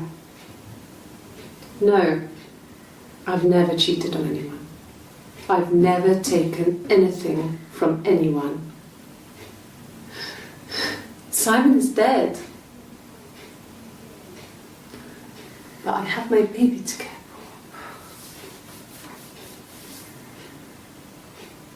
for. Why are you trying to make me sad?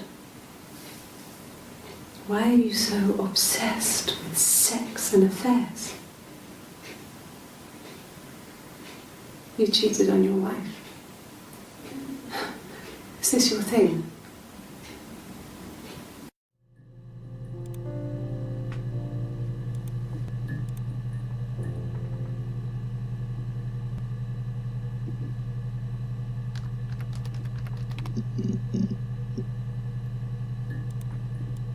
An affair?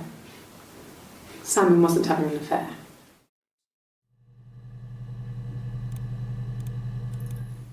And what did your wife do?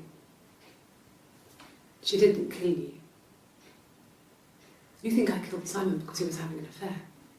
Well, I didn't kill him. I wasn't even there. I was in Glasgow worrying about whether my baby was still growing inside me. I mean, why would I kill Simon? I loved him.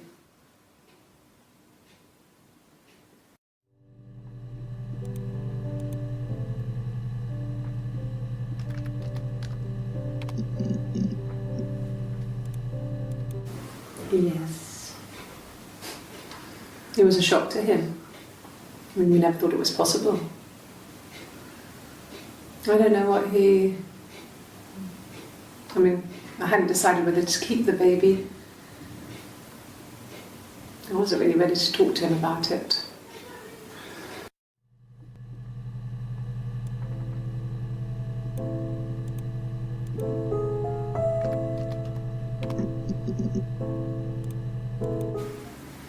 Yeah. 1984 was an awful year in the end. We were living at Doug and Eleanor's. I lost the baby at the end of spring and my parents died in the summer. It was a hot summer, a heat wave. So when they discovered the bodies, it was just awful. Because of the circumstances, them dying together like that, they brought in a lot of police. A forensic entomologist. I had to look that up. It was because of the heat. It's just awful.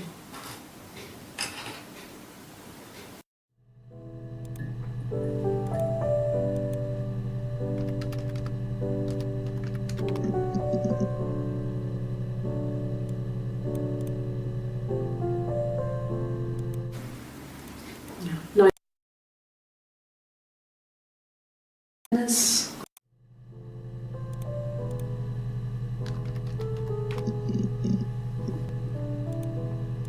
Yeah.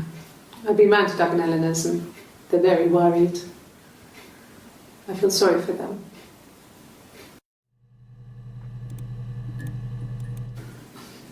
I got a job to contribute, you know. Doug knew someone and I got a job as a dinner lady at the primary school. They said it didn't matter if I could cook or not, just don't poison the kids. So you see, it's always been complicated between me and Simon. It's never just been the two of us, there's always been pressure.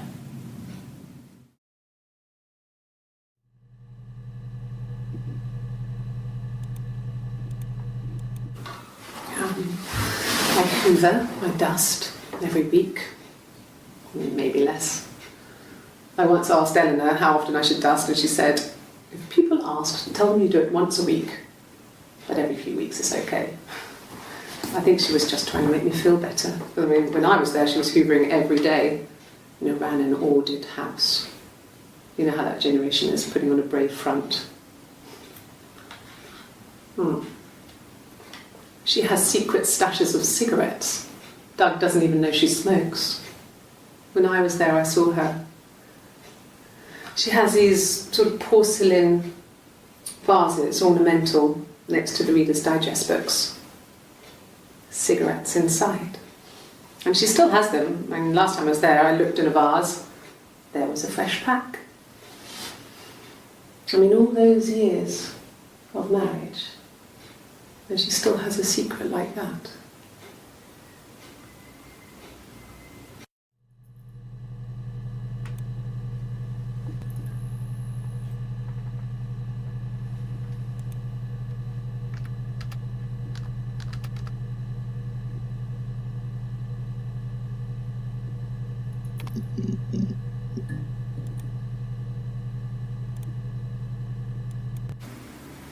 Yeah. 1984.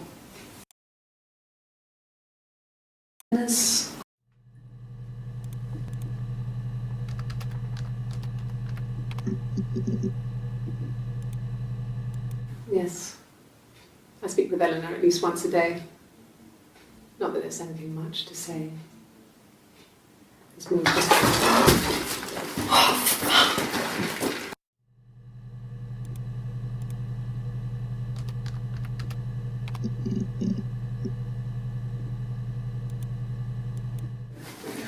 No, I'm okay. Fuck.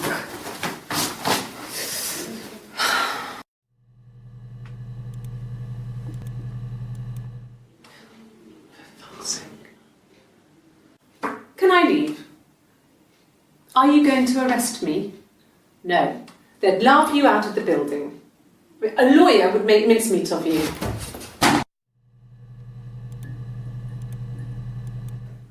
Are you arresting me? No.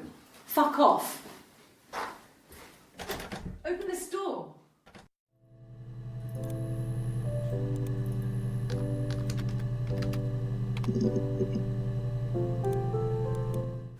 Like I said, I think I was popping out to get something, ran out of something, had to grab something. I sometimes drive too fast. If you want, you can arrest me for that.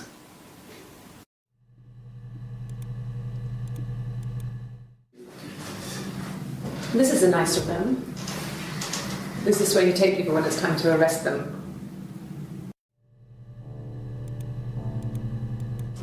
Yes. No lawyer. What are you going to arrest me for?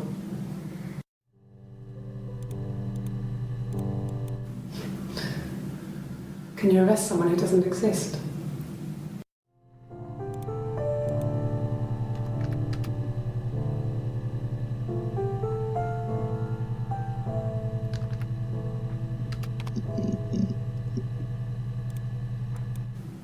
Yes, I understand my rights. No, I don't need a lawyer.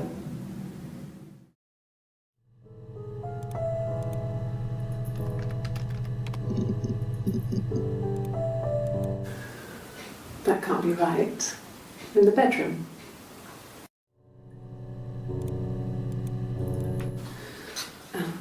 I sleep on the right side of the bed as you come in from the door.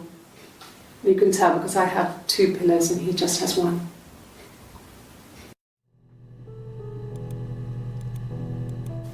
Hurt someone? Yes. But everyone thinks that from time to time, right? You just want to lash out.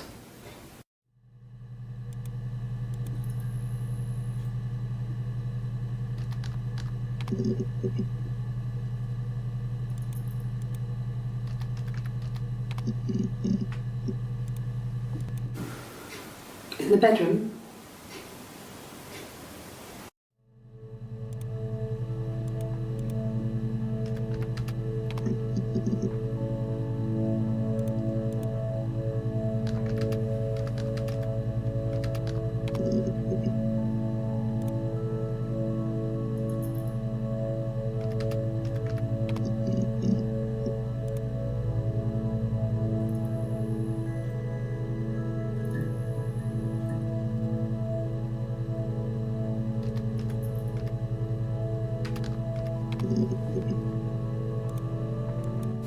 At the time they said it was poison, food poisoning. I mean, I felt so guilty. If I'd still been at home, maybe I could have done something. I don't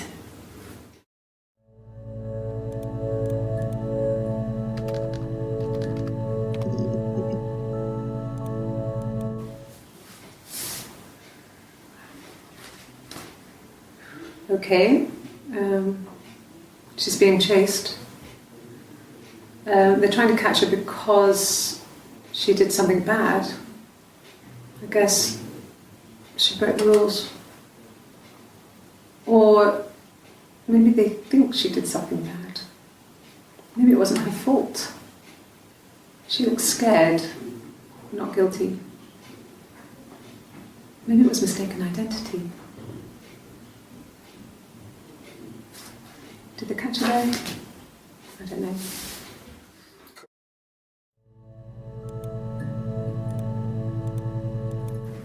Yes. I thought about telling Hannah. I felt guilty after the kiss. But then it began to feel like this was the way it should be. Sharing, like we had before. He never mentioned her to me. There was the Simon with me and the Simon with her. It was almost like it was a different Simon. But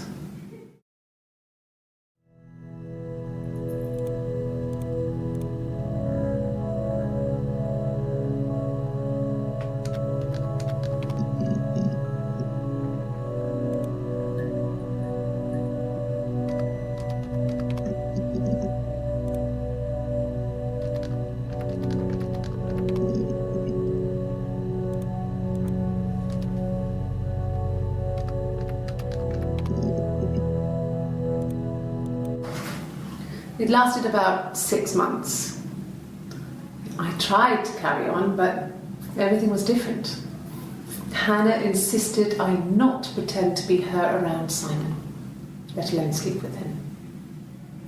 We didn't share him like the others. The rules had changed. Me living in the attic had become weird, in a way it hadn't been before.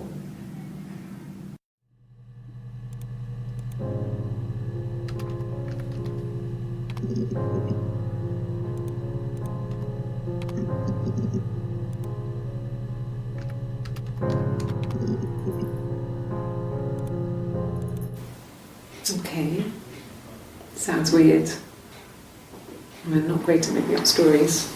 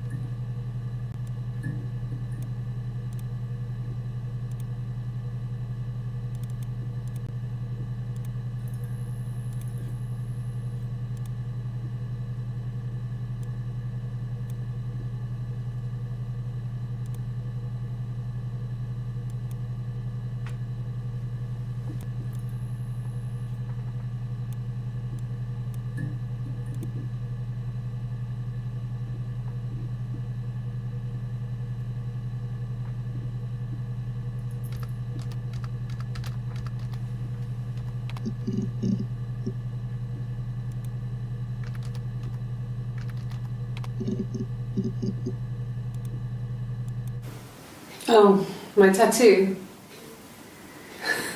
I got it to express my individuality. It's an apple and a snake.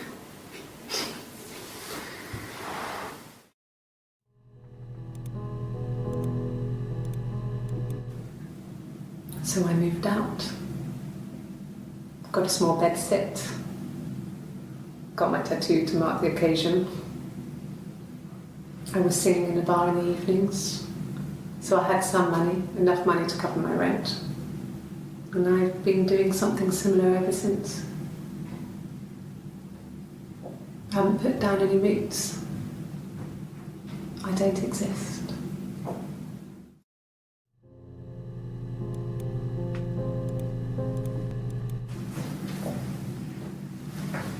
He saw me singing one of my shows, pure chance.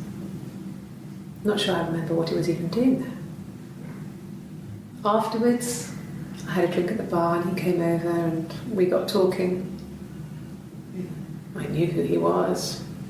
Obviously I knew who he was, but he didn't know who I was. He was fascinated by the likeness. He guessed my name from my tattoo. Told me it was a palindrome, well, that would impress me. I enjoyed talking to him. It was amazing to be able to sit and interact and talk to him after all this time. He didn't tell me he was married. I'm not sure what he was thinking. He later told me it was like he was dreaming. A waking dream.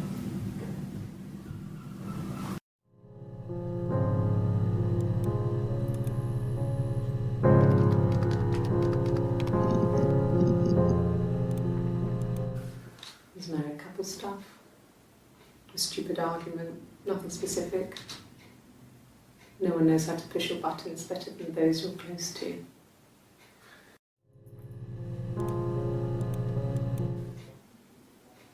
A long time. We got married when I was 17. Childhood sweethearts. Something like that. Are you married, detective?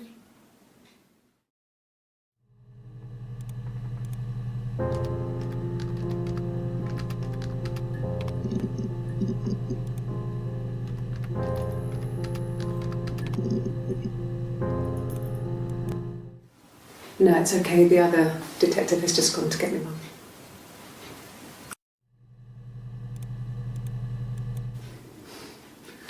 Must think it's very cool that their dad is a police detective.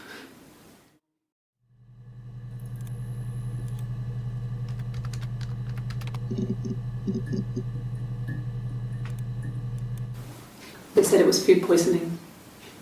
There was something in the food they ate. My dad liked to pick mushrooms, grow them too. They said it was the mushrooms. It was hard to believe. Death caps. They have a skirt around the cap. My dad taught me that. But, the police had no reason to think it was suspicious. They lived alone. And no one had any reason to hurt them.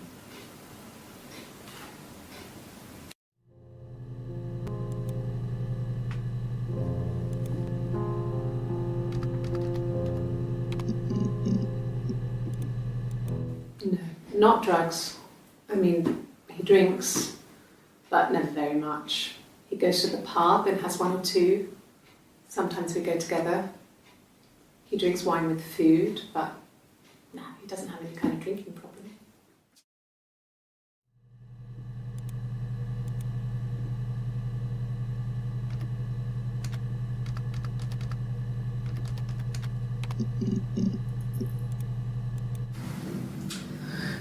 I was living in the attic.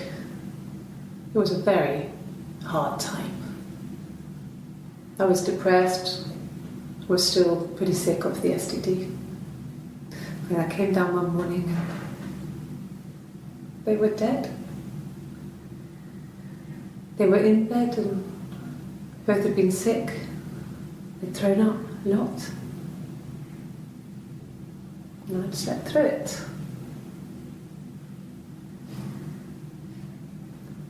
The police said it was mushrooms they ate. Dad was a mushroom expert. I mean, he used to take us picking with him and he taught us how to recognise them. There's no way he would have picked death caps.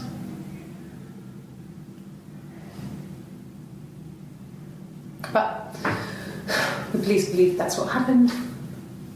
They never even looked in the attic.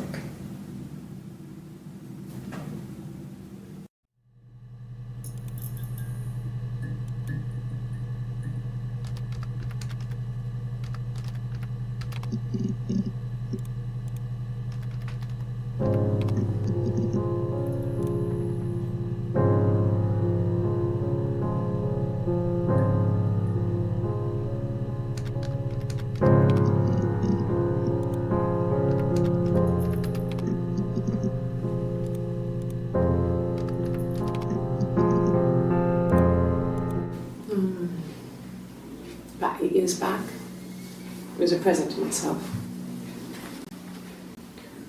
I shouldn't even be drinking coffee with the baby. It's been hard trying to give it up. I think they say you can have 1 cup.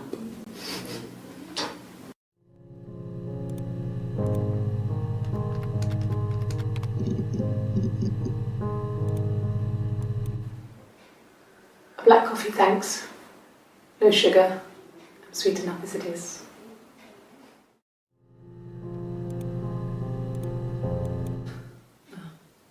Coffee, I guess. Milk and sugar.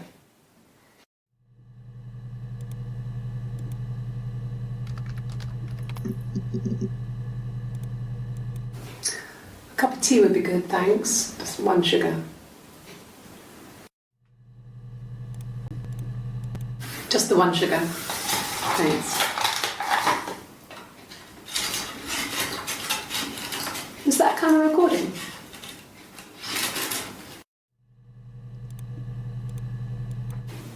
Black, no sugar. Thanks.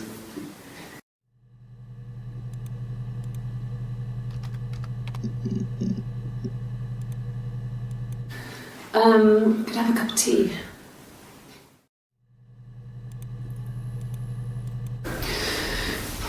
Maybe a fresh cup of tea?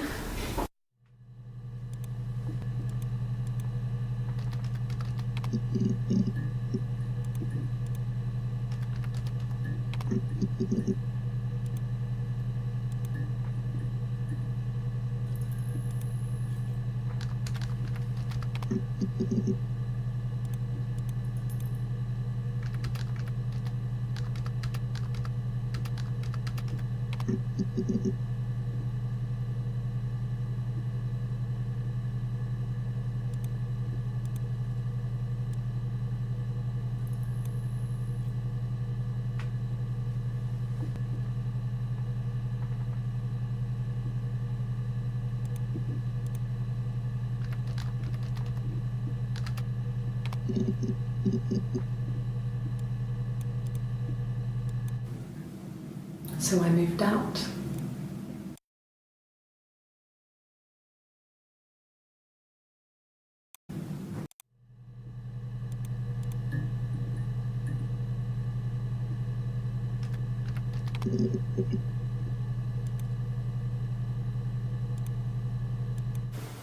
Oh, my tattoo.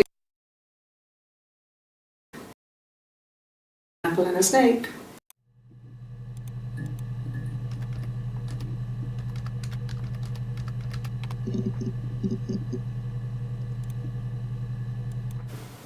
Oh, my tattoo.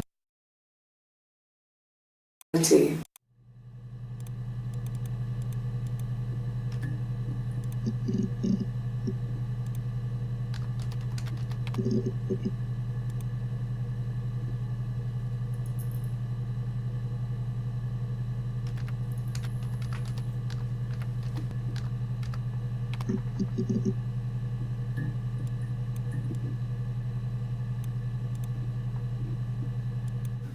No, I have never been unfaithful. I've never cheated on Simon.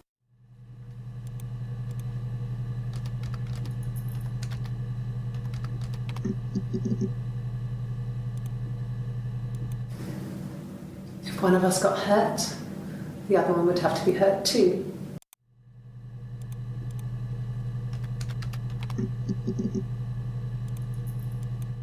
Suicide?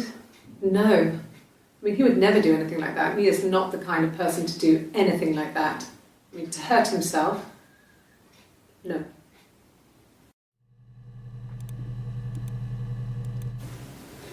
I mean, I don't know. Something must have happened to him on his way home. He could be hurt. I mean, why hasn't he phoned? I don't know.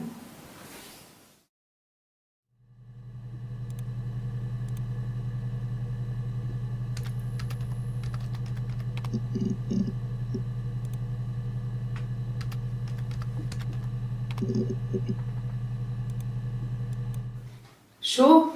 Yes, of course, if that would help. Will you phone the house to let me know when you want to come round?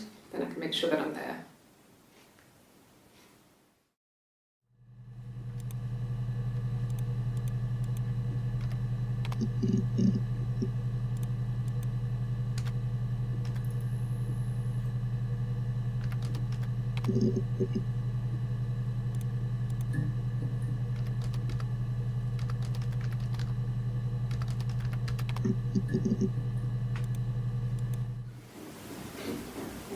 I wasn't in the house.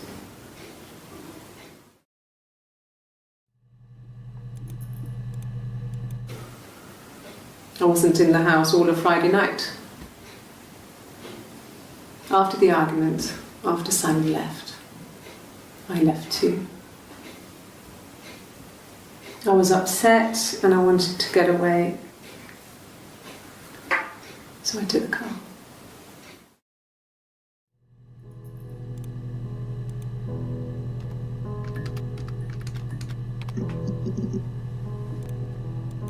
No. I mean, yes, we have arguments, but he never runs off. He always comes back. We make up. It's always that way.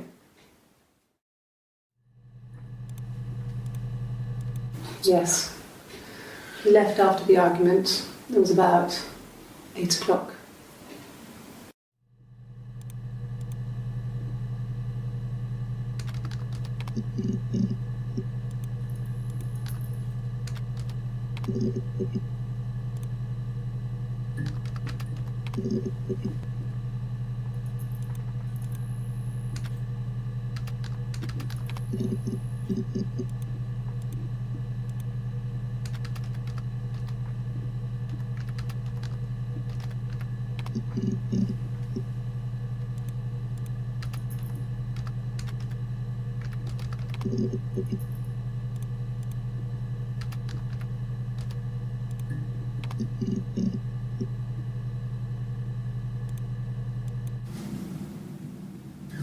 Hannah had a miscarriage.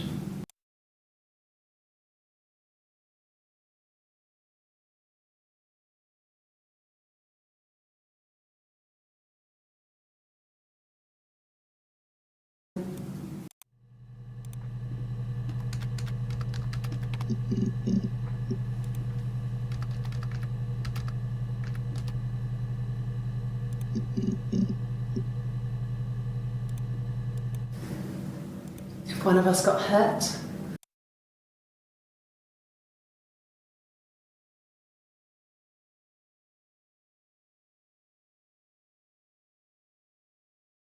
bodies were synchronized.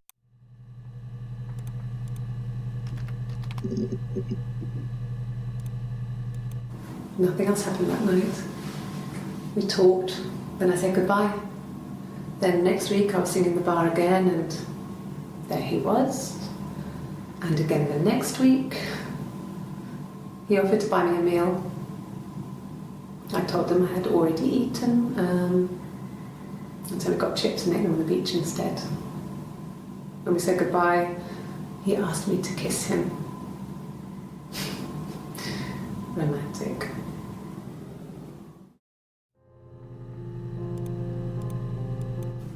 No. I told her it was one of my boyfriends, someone I had met in the bar. I think she was happy. But I could tell she was thinking, why couldn't it happen to her and Simon? They were the ones with the real life. Why not them?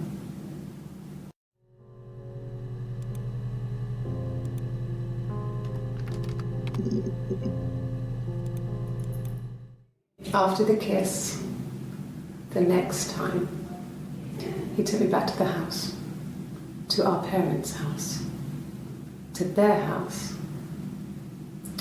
So, it was definitely him.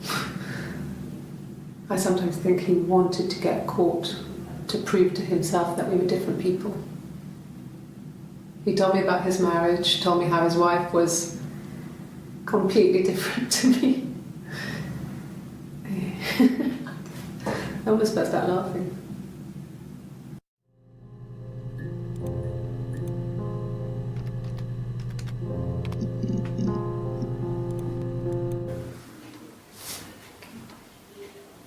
Well,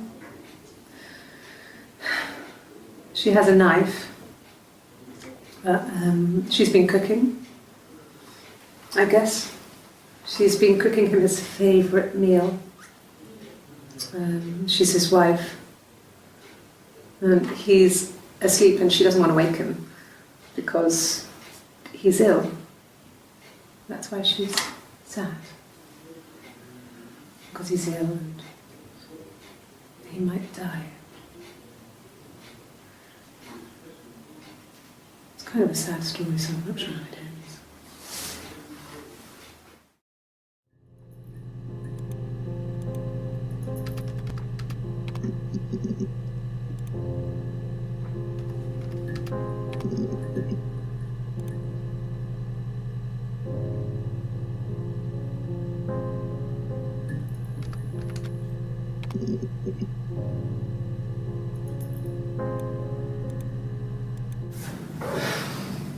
I think it was that time, the first time at the house, in his bed, that I got pregnant. Amazing, right? This fucking magic sperm. And they say lightning doesn't strike twice. I didn't tell him. I missed 3 periods. I had pretty irregular.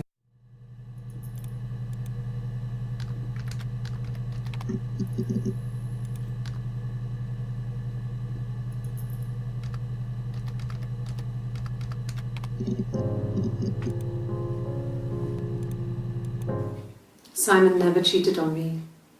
He was devoted to me, and I was devoted to him. Nothing in life is easy.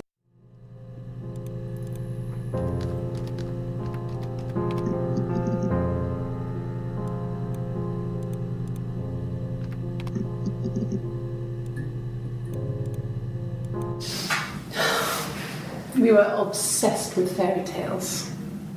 Not just the pretty ones, but the traditional ones. They were dark and real, bizarre and violent. Felt like life. To protect them.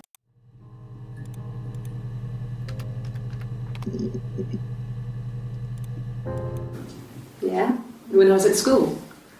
I worked part-time in the front shop. It was sort of an extended family thing. My dad used to work there, my mum worked there before I was born. I took care of paperwork, filing, typing out invoices, that kind of thing. It was a good job for a girl back then. I didn't work a till or anything though. I was quite shy, so I wouldn't have liked to have worked a till.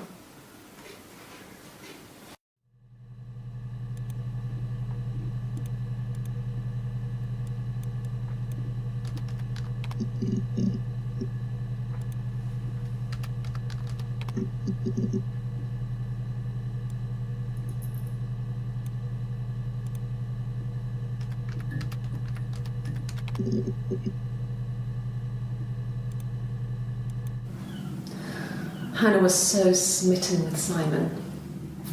She started getting jealous. Didn't.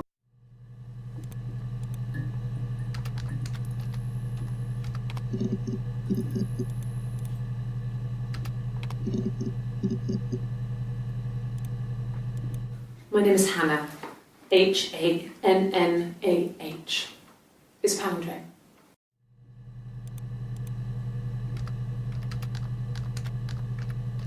It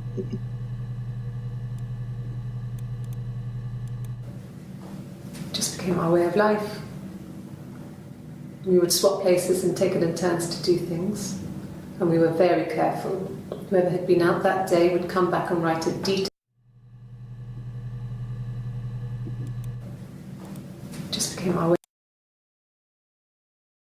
That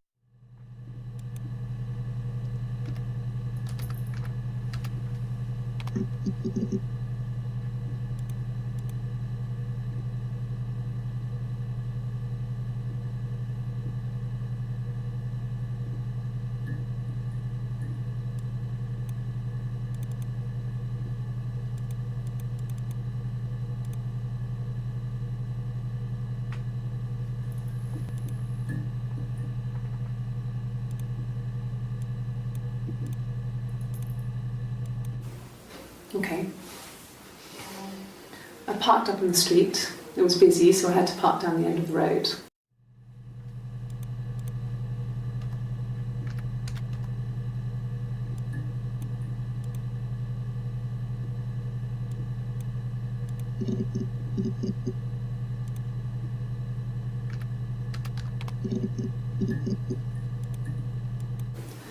No, he was as shy as me. I asked a friend to ask him out for me. We had our first date at the Odeon in North End. We went to see Risky Business. I had on my one best dress. Simon paid. He bought me a Whisper, and I was worried about getting chocolate on my teeth.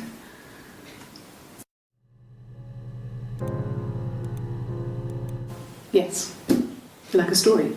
A beginning, a middle, and an end.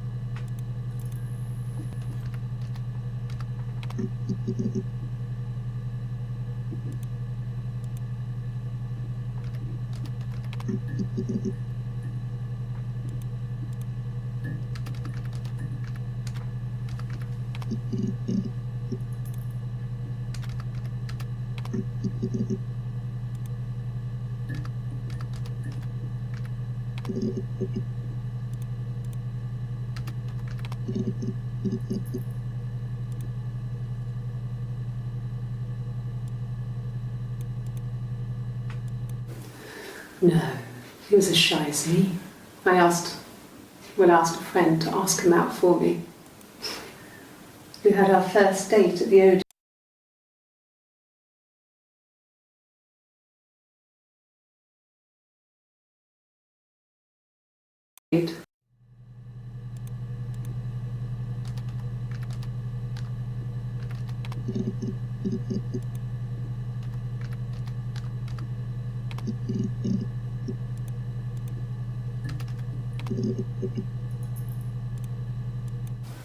Really? You're going to ask me about my sex life? I mean, isn't that private?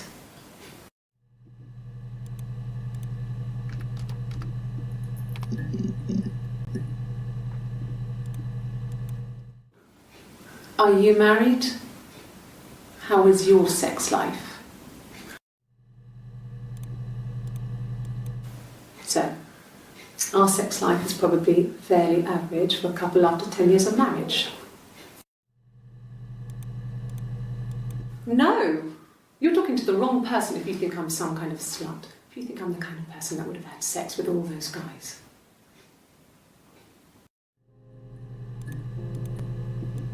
No, I was 15. Carl was older, 17, I think.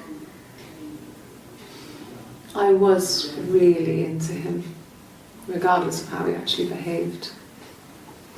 Lots of drunken teenage sex. We did it in a church once. It was stupid. So he got tired of us and we split up after about 6 months. It was sad, but those early experiences, they help you realise who's really important to you, you know? Family.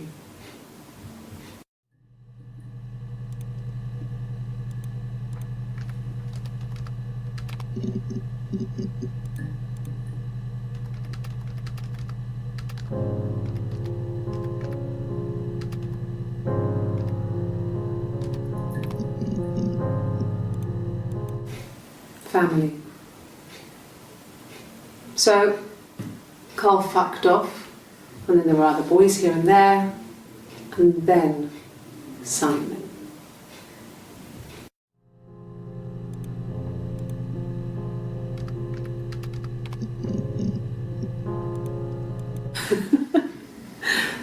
Was he my first? No need to be so coy. No, he wasn't my first. That would have been Carl. He was a local boy in a band. He was a bit of a shit, but he was sexy. We were 15.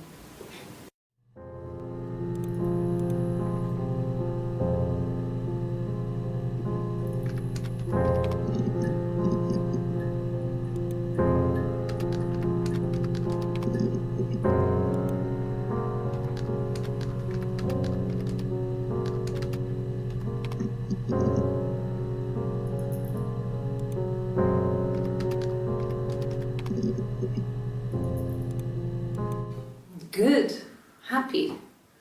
I mean, ups and downs like any couple, I guess, but we've been married for over 10 years.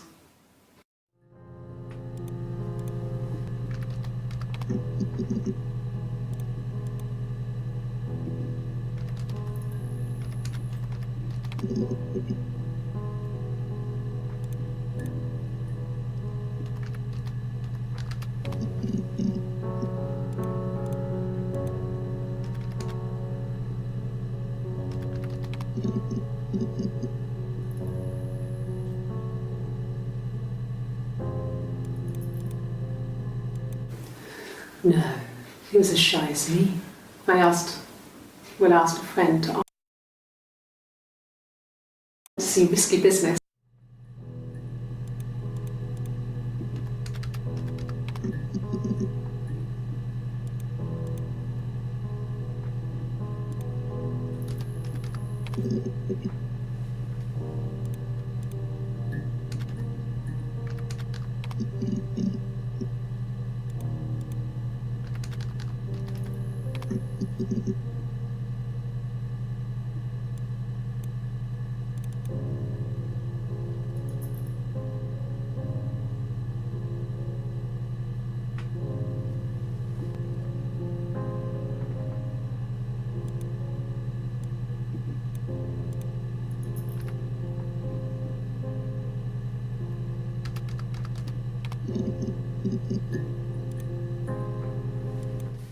I mean, what if they were crazy? You hear about these crazy people all the time. I mean, why would anyone who knew Simon want to kill him?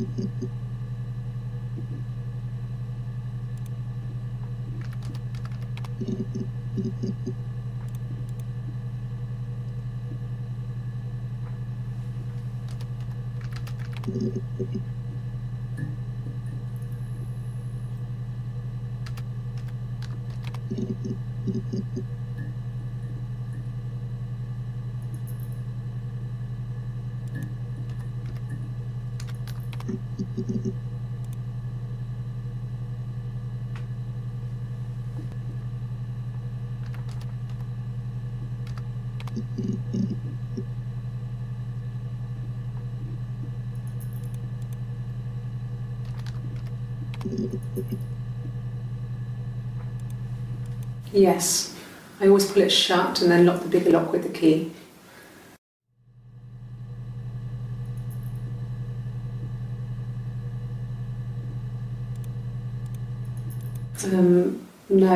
No, I don't think it was. I turned the key, but it was already unlocked.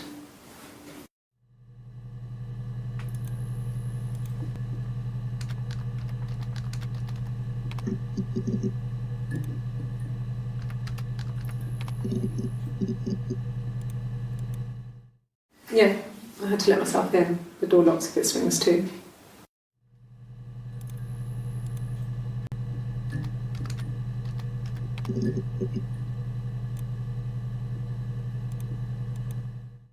Yeah, I had to let myself in. The door locks if it swings too.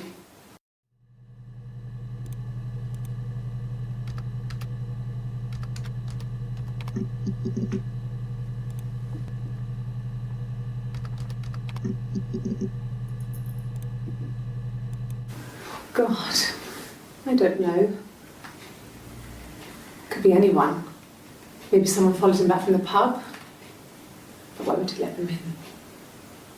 Doesn't make sense.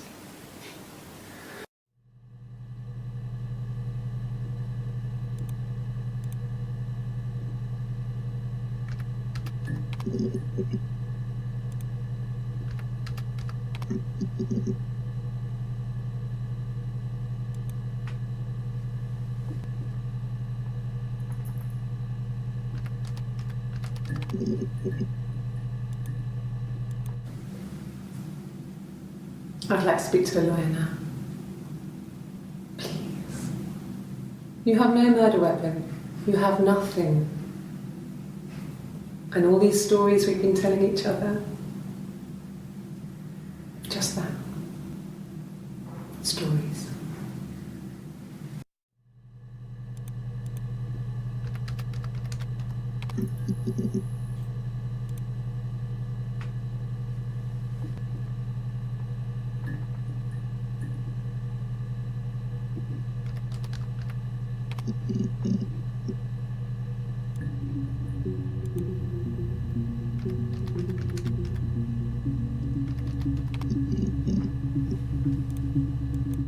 No.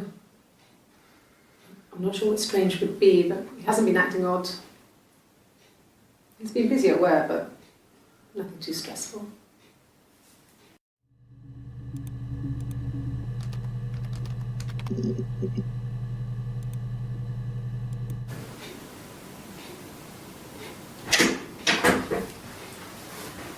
Is that camera recording?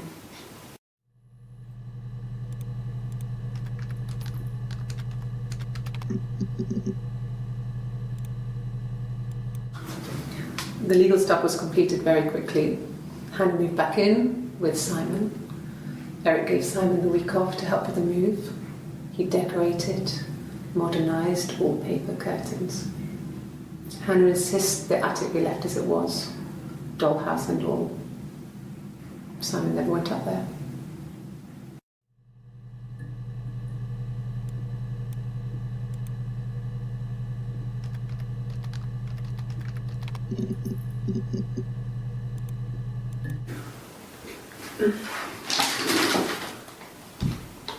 Yes, this is it. He made it himself. It was a special one-off. He made it and decorated it. That's his thing. Where did you find it?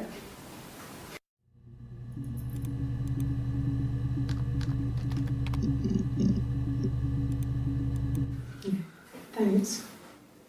Please find Simon. I love him so much.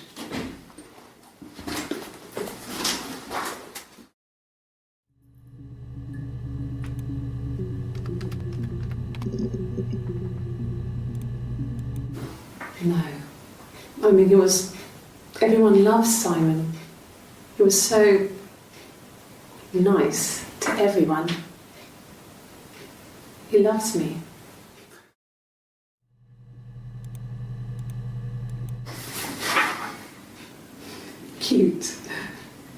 must love them very much.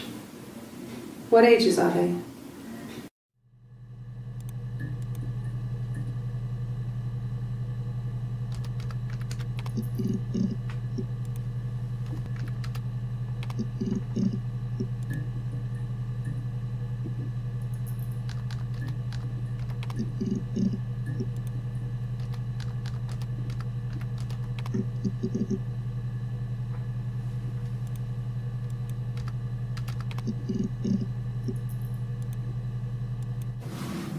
Yes, it was a cremation for the best. We both wore black and had veils, so it was easy. And after the funeral, everyone came back to the house. Hannah served up sandwiches, and I stayed out of sight.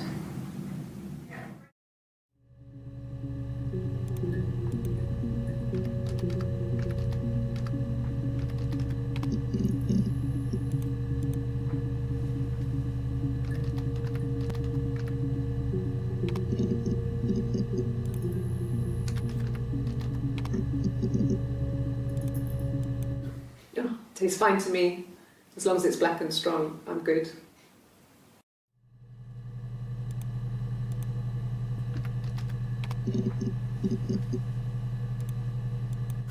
Okay, I'll try my best to remember.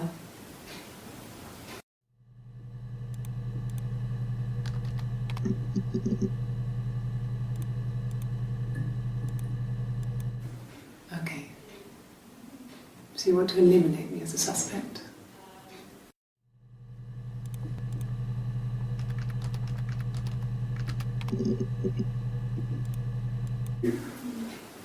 That should eliminate me as a suspect. If I was in Glasgow, can't be in two places at once.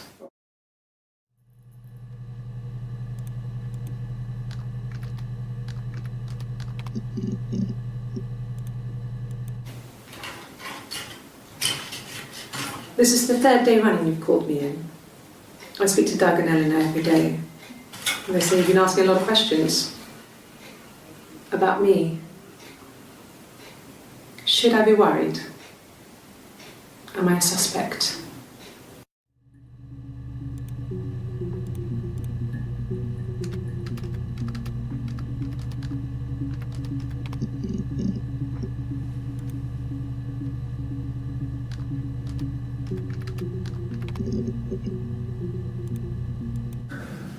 It's like I told you before, I drove.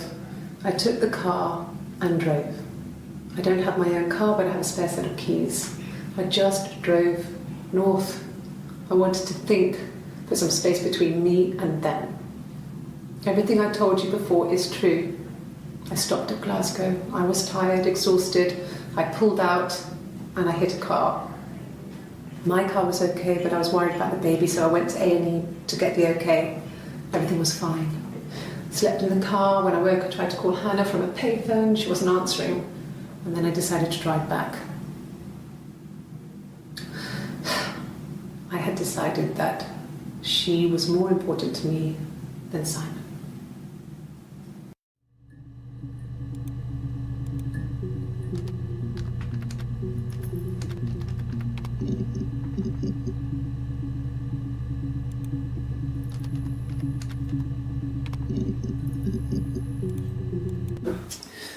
I think when I drove back it was about 8 or something, and I got back to the house about 3.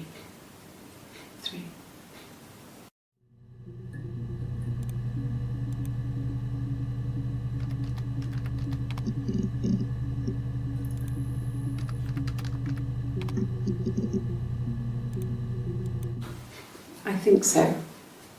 I mean, to get into our garden, we'd have to climb through other gardens. All the gardens back onto each other, so you'd have to climb over 1, 2, 3 gardens to get to ours. I mean, did anyone see anything? Did anyone see anyone come and go? An intruder?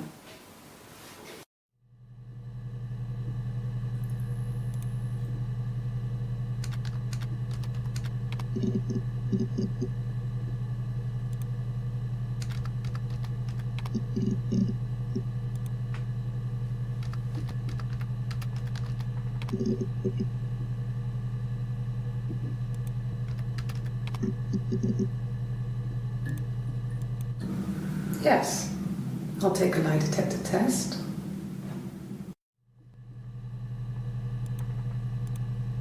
I've never taken a lie detector test before. Does it really work?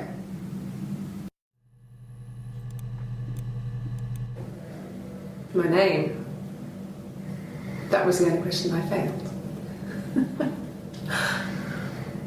Your lie detector works.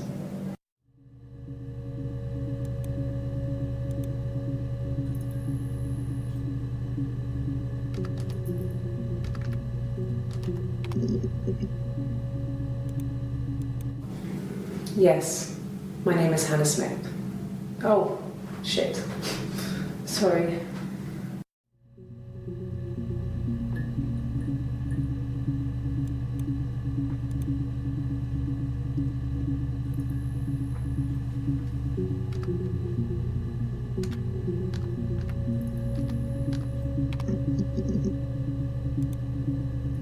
Yes.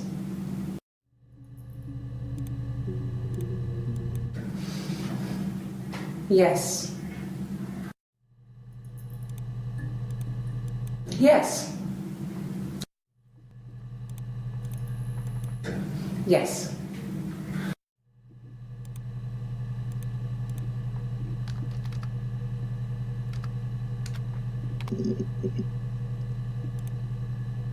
No.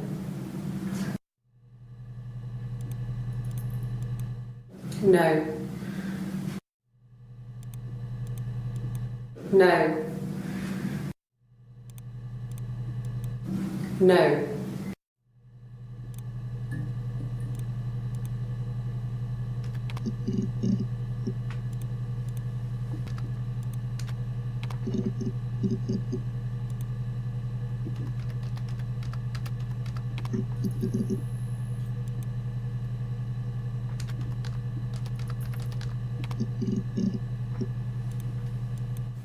Rehearsed?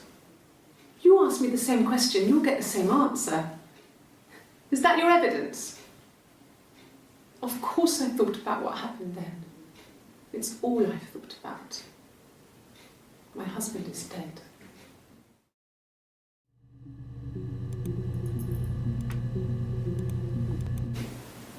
Twins? Really? Are you really asking me that question?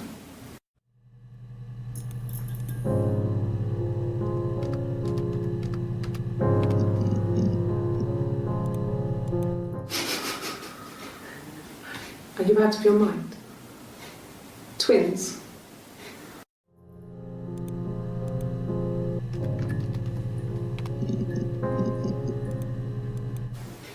That's all that matters, really. The baby. Simon's dead, but the baby, that's how he will live on. Our baby.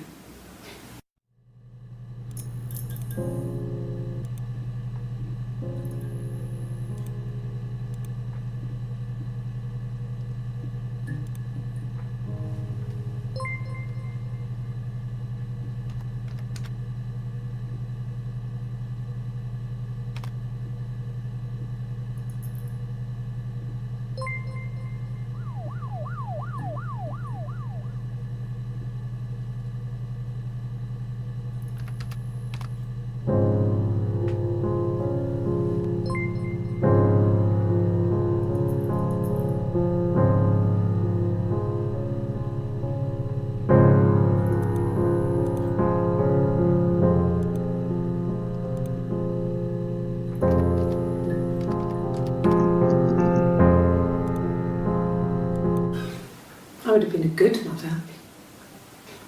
I was young, but I would have been a good mother. She was a girl, by the way, the baby. We were going to call her Sarah. Simon wanted to call her Ava after his nana, but I didn't want her to have a symmetrical name.